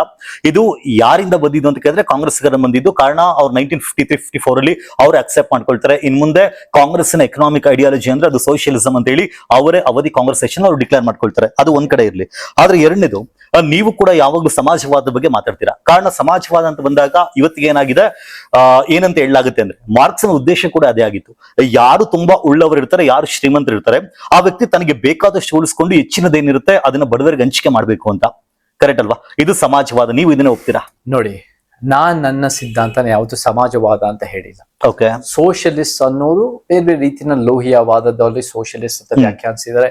ಅನೇಕರು ಅವರ ವಿಚಾರಗಳನ್ನ ಸೋಷಿಯಲಿಸ್ಟ್ ಥಿಂಕರ್ಸ್ ಹೇಳ್ಕೊಂಡಿದ್ದಾರೆ. ನಮ್ಮದು ಒಂದು ಇಕ್ವಾಲಿಟೇರಿಯನ್ ಅಂತ ನಾವು ಹೇಳ್ಕೊಳ್ತೀವಿ, ಸಮಾನತಾವಾದ. ಆ ಸಮಾನತಾವಾದದಲ್ಲಿ ಆರ್ಥಿಕ ಸಮಾನತೆನೂ ಮುಖ್ಯವಾದ ಭಾಗ. ಬಟ್ ಆ ಆರ್ಥಿಕ ಸಮಾನತೆ ಅನ್ನೋದು ಮಾತ್ರ ನಾವು ನೋಡಲ್ಲ. ಆರ್ಥಿಕ ಸಮಾನತೆಗೂ, ಲಿಂಗ ಸಮಾನತೆಗೂ, ಭಾಷೆಯ ಸಮಾನತೆಗೂ, ಜಾತಿಯ ಸಮಾನತೆಗೂ, ಎಲ್ಲ ಉದ್ಯೋಗ, ಎಲ್ಲಾ ರೀತಿ ಶಿಕ್ಷಣ, ಆರೋಗ್ಯ, ಕ್ರೀಡೆ, ಭೌಗೋಳಿಕ ಮತ್ತೆ ಸಾಂಸ್ಕೃತಿಕ ಸಮಾನತೆಗೂ ಇಂಟರ್ ಕನೆಕ್ಟೆಡ್ ಆಗಿರುತ್ತೆ. ಸೊ ಆ ರೀತಿನ ನಾವು ಇಡೀ ಸಿಸ್ಟಮ್ ಅನ್ನ ಪ್ರಶ್ನೆ ಮಾಡ್ತೀವಿ. ಒಂದು ಉತ್ತಮ ಸಮಾಜ, ಸಮಾಜ ವ್ಯಾಖ್ಯಾನಿಸಿ ಹೊರತು ಆರ್ಥಿಕತೆಯನ್ನೇ ಸಮಸ್ಯೆ ಅಂತ ನೋಡ. ನೀವು ಮಾರ್ಕ್ಸ್ ಅಂತ ವ್ಯಾಖ್ಯಾನಿಸಿದ್ರೆ, ನೀವು ಸೋಷಿಯಲಿಸ್ಟ್ ಅಂತ ಹೇಳ್ತೀರಿ. ಇವರೆಲ್ಲ ಕೂಡ ನಾವು ಹೆಂಗ್ ನೋಡ್ತೀವಿ ಅಂದ್ರೆ, ಡಿಗ್ರೀಸ್ ಆಫ್ ಲೆಫ್ಟ್ ವಿಂಗ್. ಅವರು ಒಂದ್ ರೀತಿ ಲೆಫ್ಟ್ ವಿಂಗ್ ನಲ್ಲಿ ಒಂದ್ ರೀತಿ ಆರ್ಥಿಕತೆ ಮತ್ತೆ ಈ ಬಂಡವಾಳಶಾಹಿ ವ್ಯವಸ್ಥೆನೇ ಅವ್ರ ಶತ್ರು ನೋಡ್ತಾರ ಹೊರತು ನಾವು ನೋಡೋದು ಜಾತಿ ಬ್ರಾಹ್ಮಣ್ಯದ ವ್ಯವಸ್ಥೆ, ಪುರುಷ ಪ್ರಧಾನ ವ್ಯವಸ್ಥೆ, ಬಂಡವಾಳಶಾಹಿ ವ್ಯವಸ್ಥೆ, ಭಾಷೆ ತಾರತಮ್ಯ, ಸ್ಟಾರ್ ಕಲ್ಚರ್, ಎಲ್ಲಾ ರೀತಿ ಸ್ಟ್ರಕ್ಚರಲ್ ಅಸಮಾನತೆಗಳನ್ನ ಪ್ರಶ್ನೆ ಮಾಡ್ತಾರೆ. ಇದೇ ಕಾರಣಕ್ಕೆ ತುಂಬಾ ಜನ ಹೇಳುವಂತದ್ದು ಚೇತನ್ ಅವರಿಗೆ ಅವರ ಆಲೋಚನೆಗಳಲ್ಲೇ ಕ್ಲಾರಿಟಿ ಇಲ್ಲ ಅಂತ. ಕಾರಣ ಅದಕ್ಕೆ ಇನ್ನೊಂದು ಎಕ್ಸಾಂಪಲ್ ಹೇಳ್ತೀನಿ. ನೀವ್ ಏನೀಗ ಇ ವಿ ರಾಮಸ್ವಾಮಿ ನಾಯ್ಕರ ಬಗ್ಗೆ ಹೇಳಿದ್ರೆ, ಇದೇ ಇ ವಿ ರಾಮಸ್ವಾಮಿ ನಾಯ್ಕ 1948ರಲ್ಲಿ ಆಲ್ಮೋಸ್ಟ್ ಅವತ್ತಿಗೆ ಆ ವ್ಯಕ್ತಿಗೆ 71 ವರ್ಷ ಇತ್ತು. ತನ್ನ ಅಸಿಸ್ಟೆಂಟ್ ಆದಂತ 31 ವರ್ಷದ ಮಣಿಯಮ್ಮ ಎನ್ನುವಂತ ಲೇಡಿಯನ್ನ ಮದುವೆ ಆಗ್ತಾರೆ. ಆಗ ತುಂಬಾ ಜನಕ್ಕೆ ಅನ್ಸಿದ್ದೇನೆ, ಕಾರಣ ಅವರೇ ಡಿಕ್ಲೇರ್ ಮಾಡ್ಕೊಳ್ತಾರೆ, ನನ್ನ ಲೀಗಲ್ ಏರ್, ನನ್ನ ಉತ್ತರಾಧಿಕಾರಿ, ಅಷ್ಟೇ ಅಲ್ಲ ನನ್ನ ರಾಜಕೀಯ ಉತ್ತರಾಧಿಕಾರಿ ಅಂತ. ಈ ರೀತಿ ಅನ್ಕೊಳ್ಬೋದಲ್ಲ, ನೀವ್ ಈಗ ಅದನ್ನ ವಿರೋಧ ಮಾಡ್ಬೋದಲ್ಲ. ಏನಕ್ಕೆ ಅಂದ್ರೆ ಇದೇ ಏನು ಸಮಾಜವಾದ ಅಥವಾ ಏನ್ ಸರಿ ಸಮಾನವಾದ ಅಂತ ನೀವೇನ್ ಹೇಳ್ತೀರಾ, ಅವತ್ತಿಗೆ ಅವ್ರ ಆಸ್ತಿ ಏನಿತ್ತು ಅದನ್ನ ಬೇರೆಯವ್ರಿಗೆ ಹಂಚಿಕೆ ಮಾಡ್ಬೋದಿತ್ತು. ಆ ಆಸ್ತಿನ ಉಳಿಸ್ಕೊಳ್ಬೇಕು ಅಥವಾ ತನ್ನ ರಾಜಕೀಯ ಲೆಗಸಿನ, ಪೊಲಿಟಿಕಲ್ ಲೆಗಸಿನ ಉಳಿಸ್ಕೊಳ್ಬೇಕು ಅಂತೇಳಿ 71 ವರ್ಷ ಇರುವಂತ ವ್ಯಕ್ತಿ 31 ವರ್ಷದ ಮಹಿಳೆಯನ್ನ ಮದುವೆ ಆಗ್ತಾರೆ ಅಂದ್ರೆ ಅಲ್ಲಿ ನಿಮ್ಮ ಸಮಾನವಾದ ನೀವೇನ್ ಹೇಳ್ತಿದ್ರಲ್ಲ ಅದ್ರ ವಿರುದ್ಧವಾಗಿ ಅವ್ರು ನಡ್ಕೊಂಡ್ರು ಅಂತ ಅನ್ಸಲ್ವಾ? ನೋಡಿ, ಕೆಲವು ವಿಚಾರಗಳು. ನನ್ನ ತಂದೆ ಪೆರಿಯಾರ್ ಬಹಳ ಶ್ರೀಮಂತ ಕುಟುಂಬದಿಂದ ಬರ್ತಾರೆ. ಓಕೆ, ಅವತ್ತಿದ್ದ ತಮಿಳುನಾಡು ಲಾಸು ಎಷ್ಟು ಮಟ್ಟಿಗೆ ಏನಿತ್ತು, ನೀವು ನಿಮ್ಮ ಆಸ್ತಿನ ಅಥವಾ ನಿಮ್ಮ ಲೆಗಸಿನ ಅಥವಾ ನಿಮ್ಮ ಇನ್ಹೆರಿಟೆನ್ಸ್ ಅನ್ನ ನೀವು ಯಾರು ಕೊಡಬಹುದು ಅಂದ್ರೆ ನಿಮ್ಗೆ ಡೈರೆಕ್ಟ್ ಆಗಿ ನಿಮ್ಮ ವೈಫ್ಗೋ ಅಥವಾ ನಿಮ್ಮ ಮಕ್ಕಳಿಗೋ ಕೊಡಬೇಕು ಅಂತ ಏನೋ ಒಂದು ಇರುತ್ತೆ ಆ ಕಾನೂನು, ಅದನ್ನ ಚೆಕ್ ಮಾಡಬೇಕು. ಓಕೆ, ನನಗೆ ತಂದೆ ಪೆರಿಯಾರ್ ಯಾವ ಮಕ್ಕಳಿರ್ಲಿಲ್ಲ. ಅವರ ವಾದ ಅಂದ್ರೆ ಮಗು ಹುಟ್ಟುತ್ತೆ, ಬಟ್ ಹುಟ್ಟು ಒಂದು 5 ತಿಂಗಳಿಗೆ ಒಂದು ಮಗು ಹುಟ್ಟಿ ತೀರ್ಕೊಳ್ಳೋದು. ನಿನ್ ಮಗು ತಂದೆ ಪೆರಿಯಾರ್ ಯಾವಾಗಲೂ ಹೇಳ್ತಾರೆ, ನೀವು ಚಳುವಳಿಲಿ ಇದ್ದಾಗ ಮಕ್ಳು ಮಾಡಕ್ ಹೋಗ್ಬೇಡಿ. ಯಾಕಂದ್ರೆ ಏನಾಗುತ್ತೆ, ಫಸ್ಟ್ ಹೆಂಡತಿಗೆ ಅವ್ರ ಸ್ವಾತಂತ್ರ್ಯ ಹೋಗ್ಬಿಡುತ್ತೆ, ಎರಡನೇದು ಗಂಡನ್ ಸ್ವಾತಂತ್ರ್ಯ ಹೋಗ್ಬಿಡುತ್ತೆ, ಮೂರನೇದು ಇಬ್ರು ಕೂಡ ಸ್ವಾರ್ಥಿಗಳಾಗ್ತಾರೆ ನಮಗೆ. ಸೊ ಆ ರೀತಿ ವಾದದಲ್ಲಿ ತಂದೆ ಪೆರಿಯಾರ್ ಹೇಳಿರೋದು. ಸೊ ನಮಗೆ ಅವ್ರು ಹೇಳಿದ್ದಲ್ಲ ನೀವು ಒಪ್ಬೇಕಂತಲ್ಲ, ಮಕ್ಕಳು ಮಾಡ್ಕೊಳ್ಬೇಡಿ ಅಂತ ಹೇಳ್ತಾರೆ. ಅದೇ ವ್ಯಕ್ತಿ ಇನ್ನೆಲ್ಲಿ ನನಗೆ ವಯಸ್ಸಾಗ್ತಿದೆ ಅಂದಾಗ ಇನ್ನೆಲ್ಲಿ ಸಾವನ್ನಪ್ತೀನಿ ಅನ್ನೋ ಕಾರಣಕ್ಕೆ ಆ ಆಸ್ತಿ ಬೇರೆಯವ್ರಿಗೆ ಹೋಗ್ಬಿಡುತ್ತೆ ಅನ್ನೋ ಕಾರಣಕ್ಕೆ ಇನ್ನೊಬ್ರು ಮದುವೆ ಆಗ್ತಾರೆ. ಪೊಲಿಟಿಕಲ್ ಮೂವ್ಮೆಂಟ್ ಕಟ್ಟಬೇಕು ಅಂದಾಗ ನಾನು ಅವರ ರೀತಿ ಅವರ ಜಸ್ಟಿಫಿಕೇಶನ್ ನ್ಯಾಷನಲೈಸ್ ಮಾಡೋದಲ್ಲ. ಫಸ್ಟ್ ಆಫ್ ಆಲ್ 31 ವರ್ಷದ ಮಹಿಳೆ is an independent thinking, capable, she comes on the movement. ಅವ್ರ ತಂದೆನೂ ಕೂಡ ಮೂವ್ಮೆಂಟ್ ಇಂದ ಬಂದಿರೋರು. ಹೌದು, ಅವ್ರ ತಂದೆನೂ ಕೂಡ ಒಂದು ರೀತಿ ಅವರು ಕೂಡ she has our own agency, she has our own reasons and compare. ಅವರು ಕೂಡ ತಂದೆ ಪೆರಿಯಾರ್ ತೀರ್ಕೊಂಡಾದ್ಮೇಲೆ ಮರಿಯಮ್ಮಯ್ಯವರು ಮತ್ತೆ ಮನಿಯಮ್ಮಯ್ಯವರು ಅವರು ಮೂವ್ಮೆಂಟ್ ಕಟ್ಟಿ ಜೈಲ್ಗೆ ಹೋಗಿ ಅನ್ಯಾಯದ ವಿರುದ್ಧ ಹೋರಾಟ ಮಾಡ್ತಾರೆ. So she is one of our leaders and very good activist. ನಾನು ಆ ರೀತಿನಲ್ಲಿ ನಿಮಗೆ ಫಸ್ಟ್ ಆಫ್ ಆಲ್ ಅವ್ರ ಮಗಳಾಗಿರಲ್ಲ. ಎಷ್ಟೋ ಜನ ಮಾತಾಡ್ತಾರೆ ಅವ್ರ ಮಗಳನ್ನೇ ಮದುವೆ ಆಗಿದ್ದು. She is not his daughter, she has a 4 month daughter. ಅವ್ರು ತೀರ್ಕೊಂತಾರೆ. So she is not the daughter. ನಾನು ಒಂದು ಓಲ್ಡ್ ಯಂಗು ಒಂದ್ ರೀತಿ ಮದ್ವೆ ಆಗೋದು ಒಪ್ತೀನೋ ಬಿಡ್ತೀನೋ ಅದು ಬೇರೆ ಪ್ರಶ್ನೆ. I might not agree with it. ಅಲ್ಲ, ನಾನು ಅದನ್ನ ಒಪ್ಕೊಳ್ತಿದ್ದೆ. ಅವ್ರ ಇಷ್ಟ, ಅವ್ರು ಯಾರನ್ನ ಬೇಕಾದ್ರೆ ಮದ್ವೆ ಆಗ್ಲಿ. ಅಂಡ್ ಇವತ್ತಿಗೂ ಕೂಡ ನಡೀತಿದೆ. ಅಂಡ್ ಒಂದೇನು ಅಂದ್ರೆ ನನಗಲ್ಲಿ ವಿರೋಧ ಇದ್ದಿದ್ದು ಏನಕ್ಕೆ ಅಂದ್ರೆ ತನ್ನ ಆಸ್ತಿ ಉಳಿಸ್ಕೊಳ್ಬೇಕು ಅನ್ನೋ ಕಾರಣಕ್ಕೆ ಮದ್ವೆ ಆದ್ರು ಅಂತ. ಅವತ್ತಿಗೆ ಮದ್ವೆ ಆಗೋ ಅವಶ್ಯಕತೆ ಏನಿತ್ತು? ನಾನು ಅದನ್ನ ಜಸ್ಟಿಫೈ ಮಾಡ್ತಾ ಇಲ್ಲ. ನನಗೆ ಅದು ರೂಲ್ಸ್ ಅನ್ ಏನಿರುತ್ತೋ, ಹೆಂಗ್ ಮಾಡ್ಬೇಕು ಅಂತ ಇರುತ್ತೋ, ಏನ್ ಮಾಡಕ್ಕಿತ್ತೋ ಅವತ್ತಿನ ಲಾಸು ಅದನ್ನ ನಾವು ಚೆಕ್ ಮಾಡಬೇಕು. ಅದರಿಂದ ಎಷ್ಟೋ ವಿರೋಧ ಬಂತು. ನಿಮ್ಗೆ ಡಿಎಂಕೆ ಮೂವ್ಮೆಂಟ್ ಅದು ವಿರೋಧ ಆಯ್ತು. ಬಟ್ ಅದು ಒಂದೇ ಕಾರಣ ಅಂತ ಅಲ್ಲ, ದೇವ್ರ ಮಲ್ಟಿ ಫ್ಯಾಕ್ಟೋರಿಯಲ್. ತಂದೆ Periyar didn't believe in electoral politics. ಅವ್ರದೇ ಆದ ಪೊಲಿಟಿಕಲ್ ಮೂವ್ಮೆಂಟ್ ಕಟ್ಟಿದ್ರು ಯಾವ ಕ್ಯಾಂಡಿಡೇಟ್ಸ್ ನಿಲ್ಲಿಸ್ಲಿಲ್ಲ. ನಮಗೆ ಇವರೆಲ್ಲ ಕೂಡ ಡಿಎಂಕೆ ಮೂವ್ಮೆಂಟ್, ಅಣ್ಣಾದುರೈ, ಇವರೆಲ್ಲ ಕೂಡ ಪೊಲಿಟಿಕಲ್ ಮೂವ್ಮೆಂಟ್ ನಂಬಿದ್ರು. ಸೊ ಅದು ಒಂದು ವ್ಯತ್ಯಾಸ ಇತ್ತು. ಇದು ಒಂದು ಕಾರಣ ಆಗಿರ್ಬೋದು ಅದಕ್ಕೆ ನಾವು ಡಿಸ್ಟೆನ್ಸ್ ಮಾಡೋಣ ಅಂತ. ನಮಗೆ ಈ ಒಂದು ವಿಚಾರದಲ್ಲಿ ಮಾತ್ರ ತಪ್ಪು ಹುಡುಕೋದಕ್ಕಿಂತ ಇದು was a lot of extraordinary vision. And ಇದನ್ನು ಕೂಡ ನಮಗೆ there might been a justifiable reason in terms of ಅವ್ರಿಗೆ ಇನ್ಯಾವ ಫ್ಯಾಮಿಲಿ ಇರ್ಲಿಲ್ಲ, ಫ್ಯಾಮಿಲಿಯಿಂದಾನೇ ಅವ್ರು ಒಂದ್ ರೀತಿ ವಾಪಸ್ ಕೊಡ್ಬೇಕಾಗಿ ಬಂತು, ಮೂವ್ಮೆಂಟ್ ಅನ್ನು ಮುಂದುವರಿಸಬೇಕಾಗಿತ್ತು. ಬಟ್ ಅದನ್ನ ನೀವು ಪ್ರಶ್ನೆ ಮಾಡ್ತೀರಾ ಅನ್ನೋ ಕಾರಣಕ್ಕೆ ಅವ್ರು ಹೇಳಿದ್ದೆಲ್ಲ ತಪ್ಪಾಗಲ್ಲ, ಅವ್ರು ಮಾಡಿದ ವಿಚಾರಗಳೆಲ್ಲ ತಪ್ಪಲ್ಲ. ಅವ್ರು ಹೇಳಿದ್ದೆಲ್ಲವೂ ಸರಿಯಲ್ಲ. C the vision of an equality in society ಇದೆಯಲ್ಲ ತೇಜಸ್ ಅವರೇ, 20ನೇ ಶತಮಾನದಲ್ಲಿ ಇಬ್ಬರೇ ಅದನ್ನ ಖಂಡಿತ ಪ್ರಸ್ತಾಪ ಮಾಡಿದ್ರು. ಅದು ಬಾಬಾ ಸಾಹೇಬ್ ಅಂಬೇಡ್ಕರ್ ಮತ್ತೆ ತಂದೆ ಪೆರಿಯಾರ್. ನಾವು ಇವತ್ತಿನ ದಿನ ಪೆರಿಯಾರ್ ಬಗ್ಗೆ ಇನ್ನೂ ಅಧ್ಯಯನ ಮಾಡೋಣ, ಇನ್ನು ಚಿಂತನೆ ಮಾಡೋಣ. ತಮಿಳುನಾಡಿನಲ್ಲಿ ದ್ರಾವಿಡ ಪಾಲಿಟಿಕ್ಸ್ 59 ವರ್ಷ ಮಾಡಿದ್ದೆ, ದ್ರಾವಿಡ ಒಂದು ರೀತಿ ಬೇಸ್ ಬುನಾದಿ ಕಟ್ಟಿದ್ದೆ ತಂದೆ ಪೆರಿಯಾರ್. ಕನ್ನಡ ಮಾತ್ರ ಭಾಷೆ. ನಾವು ಪ್ರಾದೇಶಿಕತೆಗೆ ಒತ್ತು ಕೊಡೋರು ನಾವು ಕೂಡ. ಅವರು ಹೌದು ತಮಿಳುನಾಡು ದ್ರಾವಿಡದ ಒಂದು ತಮಿಳುನಾಡಿನಲ್ಲಿ ಅವ್ರ ಪೊಲಿಟಿಕಲ್ ಮೂವ್ಮೆಂಟ್ ಯಶಸ್ವಿ ಆಗಿರ್ಬೋದು, ಬಟ್ ಅವರು ಕೂಡ ನಾವೆಲ್ಲರೂ ಸೇರಿ ಒಂದು ದ್ರಾವಿಡ ನಾಡು ಫೈಟ್ ಮಾಡ್ತಾರೆ. So there has be more research, more study, more ಅದ್ರ ಬಗ್ಗೆ ತಿಳ್ಕೊಳೋಣ. ಅವ್ರು ಮಾಡಿದೆಲ್ಲ ಸರಿ ಅಂತ ಹೇಳ್ತಾರೆ, ಮಾಡಿದೆಲ್ಲ ತಪ್ಪಂತ ಇಲ್ಲ. ನಾವು ಅಧ್ಯಯನ ಮಾಡೋಣ. ಇವತ್ತಿನ ದಿನ ನಮ್ಮ ಕರ್ನಾಟಕದಲ್ಲಿ ಅವ್ರ ಬಗ್ಗೆ ಗೊತ್ತೇ ಇಲ್ಲ. ಆಮೇಲೆ ಗೊತ್ತಿದ್ರು ಕೂಡ ಬರೀ ತಪ್ಪು ಹುಡ್ಕೋದ್ರಲ್ಲೇ ಗೊತ್ತಿರುತ್ತೆ. ನಾವು ಅವ್ರು ಮಾಡಿರೋ ಅದ್ಭುತ ಕೆಲಸಗಳನ್ನ ಅದು ಕೂಡ ಗುಡ್ಸೋಣ. ಸೊ ಅದು ಕೂಡ ನಮ್ಗೆ ಅವರ he was an extra. I mean ಇವತ್ತಿನ ದಿನ ಐಡೆಂಟಿಟಿ ಪಾಲಿಟಿಕ್ಸ್ ನಡೀತಿರೋ ಸಮಾಜದಲ್ಲಿ ಅವರು ಅದೇ ಐಡೆಂಟಿಟಿ ತಾನೇ ಫೈಟ್ ಮಾಡ್ತಿರೋದು. ನಾವು ಸಿದ್ಧಾಂತಕ್ಕೆ ಫೈಟ್ ಮಾಡ್ತಾ ಇದೀವಿ. ಓಕೆ, ಅದು ಒಂದು ಐಡೆಂಟಿಟಿ ಅಂತಾನೆ. Identity politics, the opposite of identity politics is ideological politics. Okay, ನಾವು ಸಿದ್ಧಾಂತದ ವಿಚಾರ ಕಟ್ತಾ ಇದೀವಿ ಹೊರತು ನಾವು ಯಾವ ಅಸ್ಮಿತೆ ಅಲ್ಲ. ನಿಜ ಹೇಳ್ಬೇಕಂದ್ರೆ ನಮ್ಮ ಹೋರಾಟ, ನನ್ನ ಅಸ್ಮಿತೆ ಇರೋ ನನ್ನಿಂದ ನನಗೆ, ನಾನು ಯಾವ ನನ್ನ ಅಸ್ಮಿತೆ ಬಗ್ಗೆ ಹೋರಾಟ ಮಾಡಲ್ಲ. Okay. ನಾನು ನನ್ನ ಜಾತಿಯ ಸಮುದಾಯದ ಪರವಾಗಿ ನಿಂತ್ಕೊಳ್ಳೋದು. ನಾನು ಅಸಮಾನತೆ ವ್ಯವಸ್ಥೆ ಕಿತ್ತಾಕ್ಬೇಕು, ಜಾತಿ ವ್ಯವಸ್ಥೆ. ನಾನು ನನ್ನ ಪುರುಷರಿಗೋತೆ ಮೆನ್ ರೈಟ್ಸ್ ಆಕ್ಟಿವಿಸ್ಟ್ ಅಲ್ವೇ ಅಲ್ಲ. ನಾವು ಲಿಂಗ ಸಮಾನತೆ ತರಬೇಕು, ಮಹಿಳೆಯರು ಮತ್ತೆ ಟ್ರಾನ್ಸ್ಜೆಂಡರ್ ಆಗಿರೋ ಅನ್ಯಾಯ ನಾವು ಫೈಟ್ ಮಾಡ್ಬೇಕು. ನಾನು ಶ್ರೀಮಂತ ಕುಟುಂಬದಲ್ಲಿ ಹುಟ್ಟಿದ್ರು ಕೂಡ ನಮ್ಗೆ ಈ ಬಡತನ ಕಿತ್ತಾಕ್ಬೇಕು, ಆರ್ಥಿಕ ಸಮಾನತೆ ತರಬೇಕಂತ ನಮ್ಮ ಫೈಟ್. ಇದೇ ತಂದೆ ಪೆರಿಯಾರ್ ಅವ್ರು ಮಾಡಿದ್ದು. ವೈಜ್ಞಾನಿಕ ಮನೋಭಾವ. ಸೊ ಇಟ್ ಈಸ್ ನಮಗೆ ವಿ ಫೈಟ್ ಐಡಿಯಾಲಜಿಕಲಿ ಹೊರತು ಯಾವ ಐಡೆಂಟಿಟಿ ಆಗಿ ನೋಡ್ತಾ, ಐಡೆಂಟಿಟಿ ವಾದನೇ ಮನುವಾದ. ಓಕೆ, ಸೊ ಐಡಿಯಾಲಜಿಕಲ್ ಮೂವ್ಮೆಂಟ್ಸ್ ಕಟ್ಟಿರೋದು right wing, left wing, truth wing ಇಂದ ನಾವು ಸಮಾಜಕ್ಕೆ ಪರಿವರ್ತನೆ ತರಬೇಕು.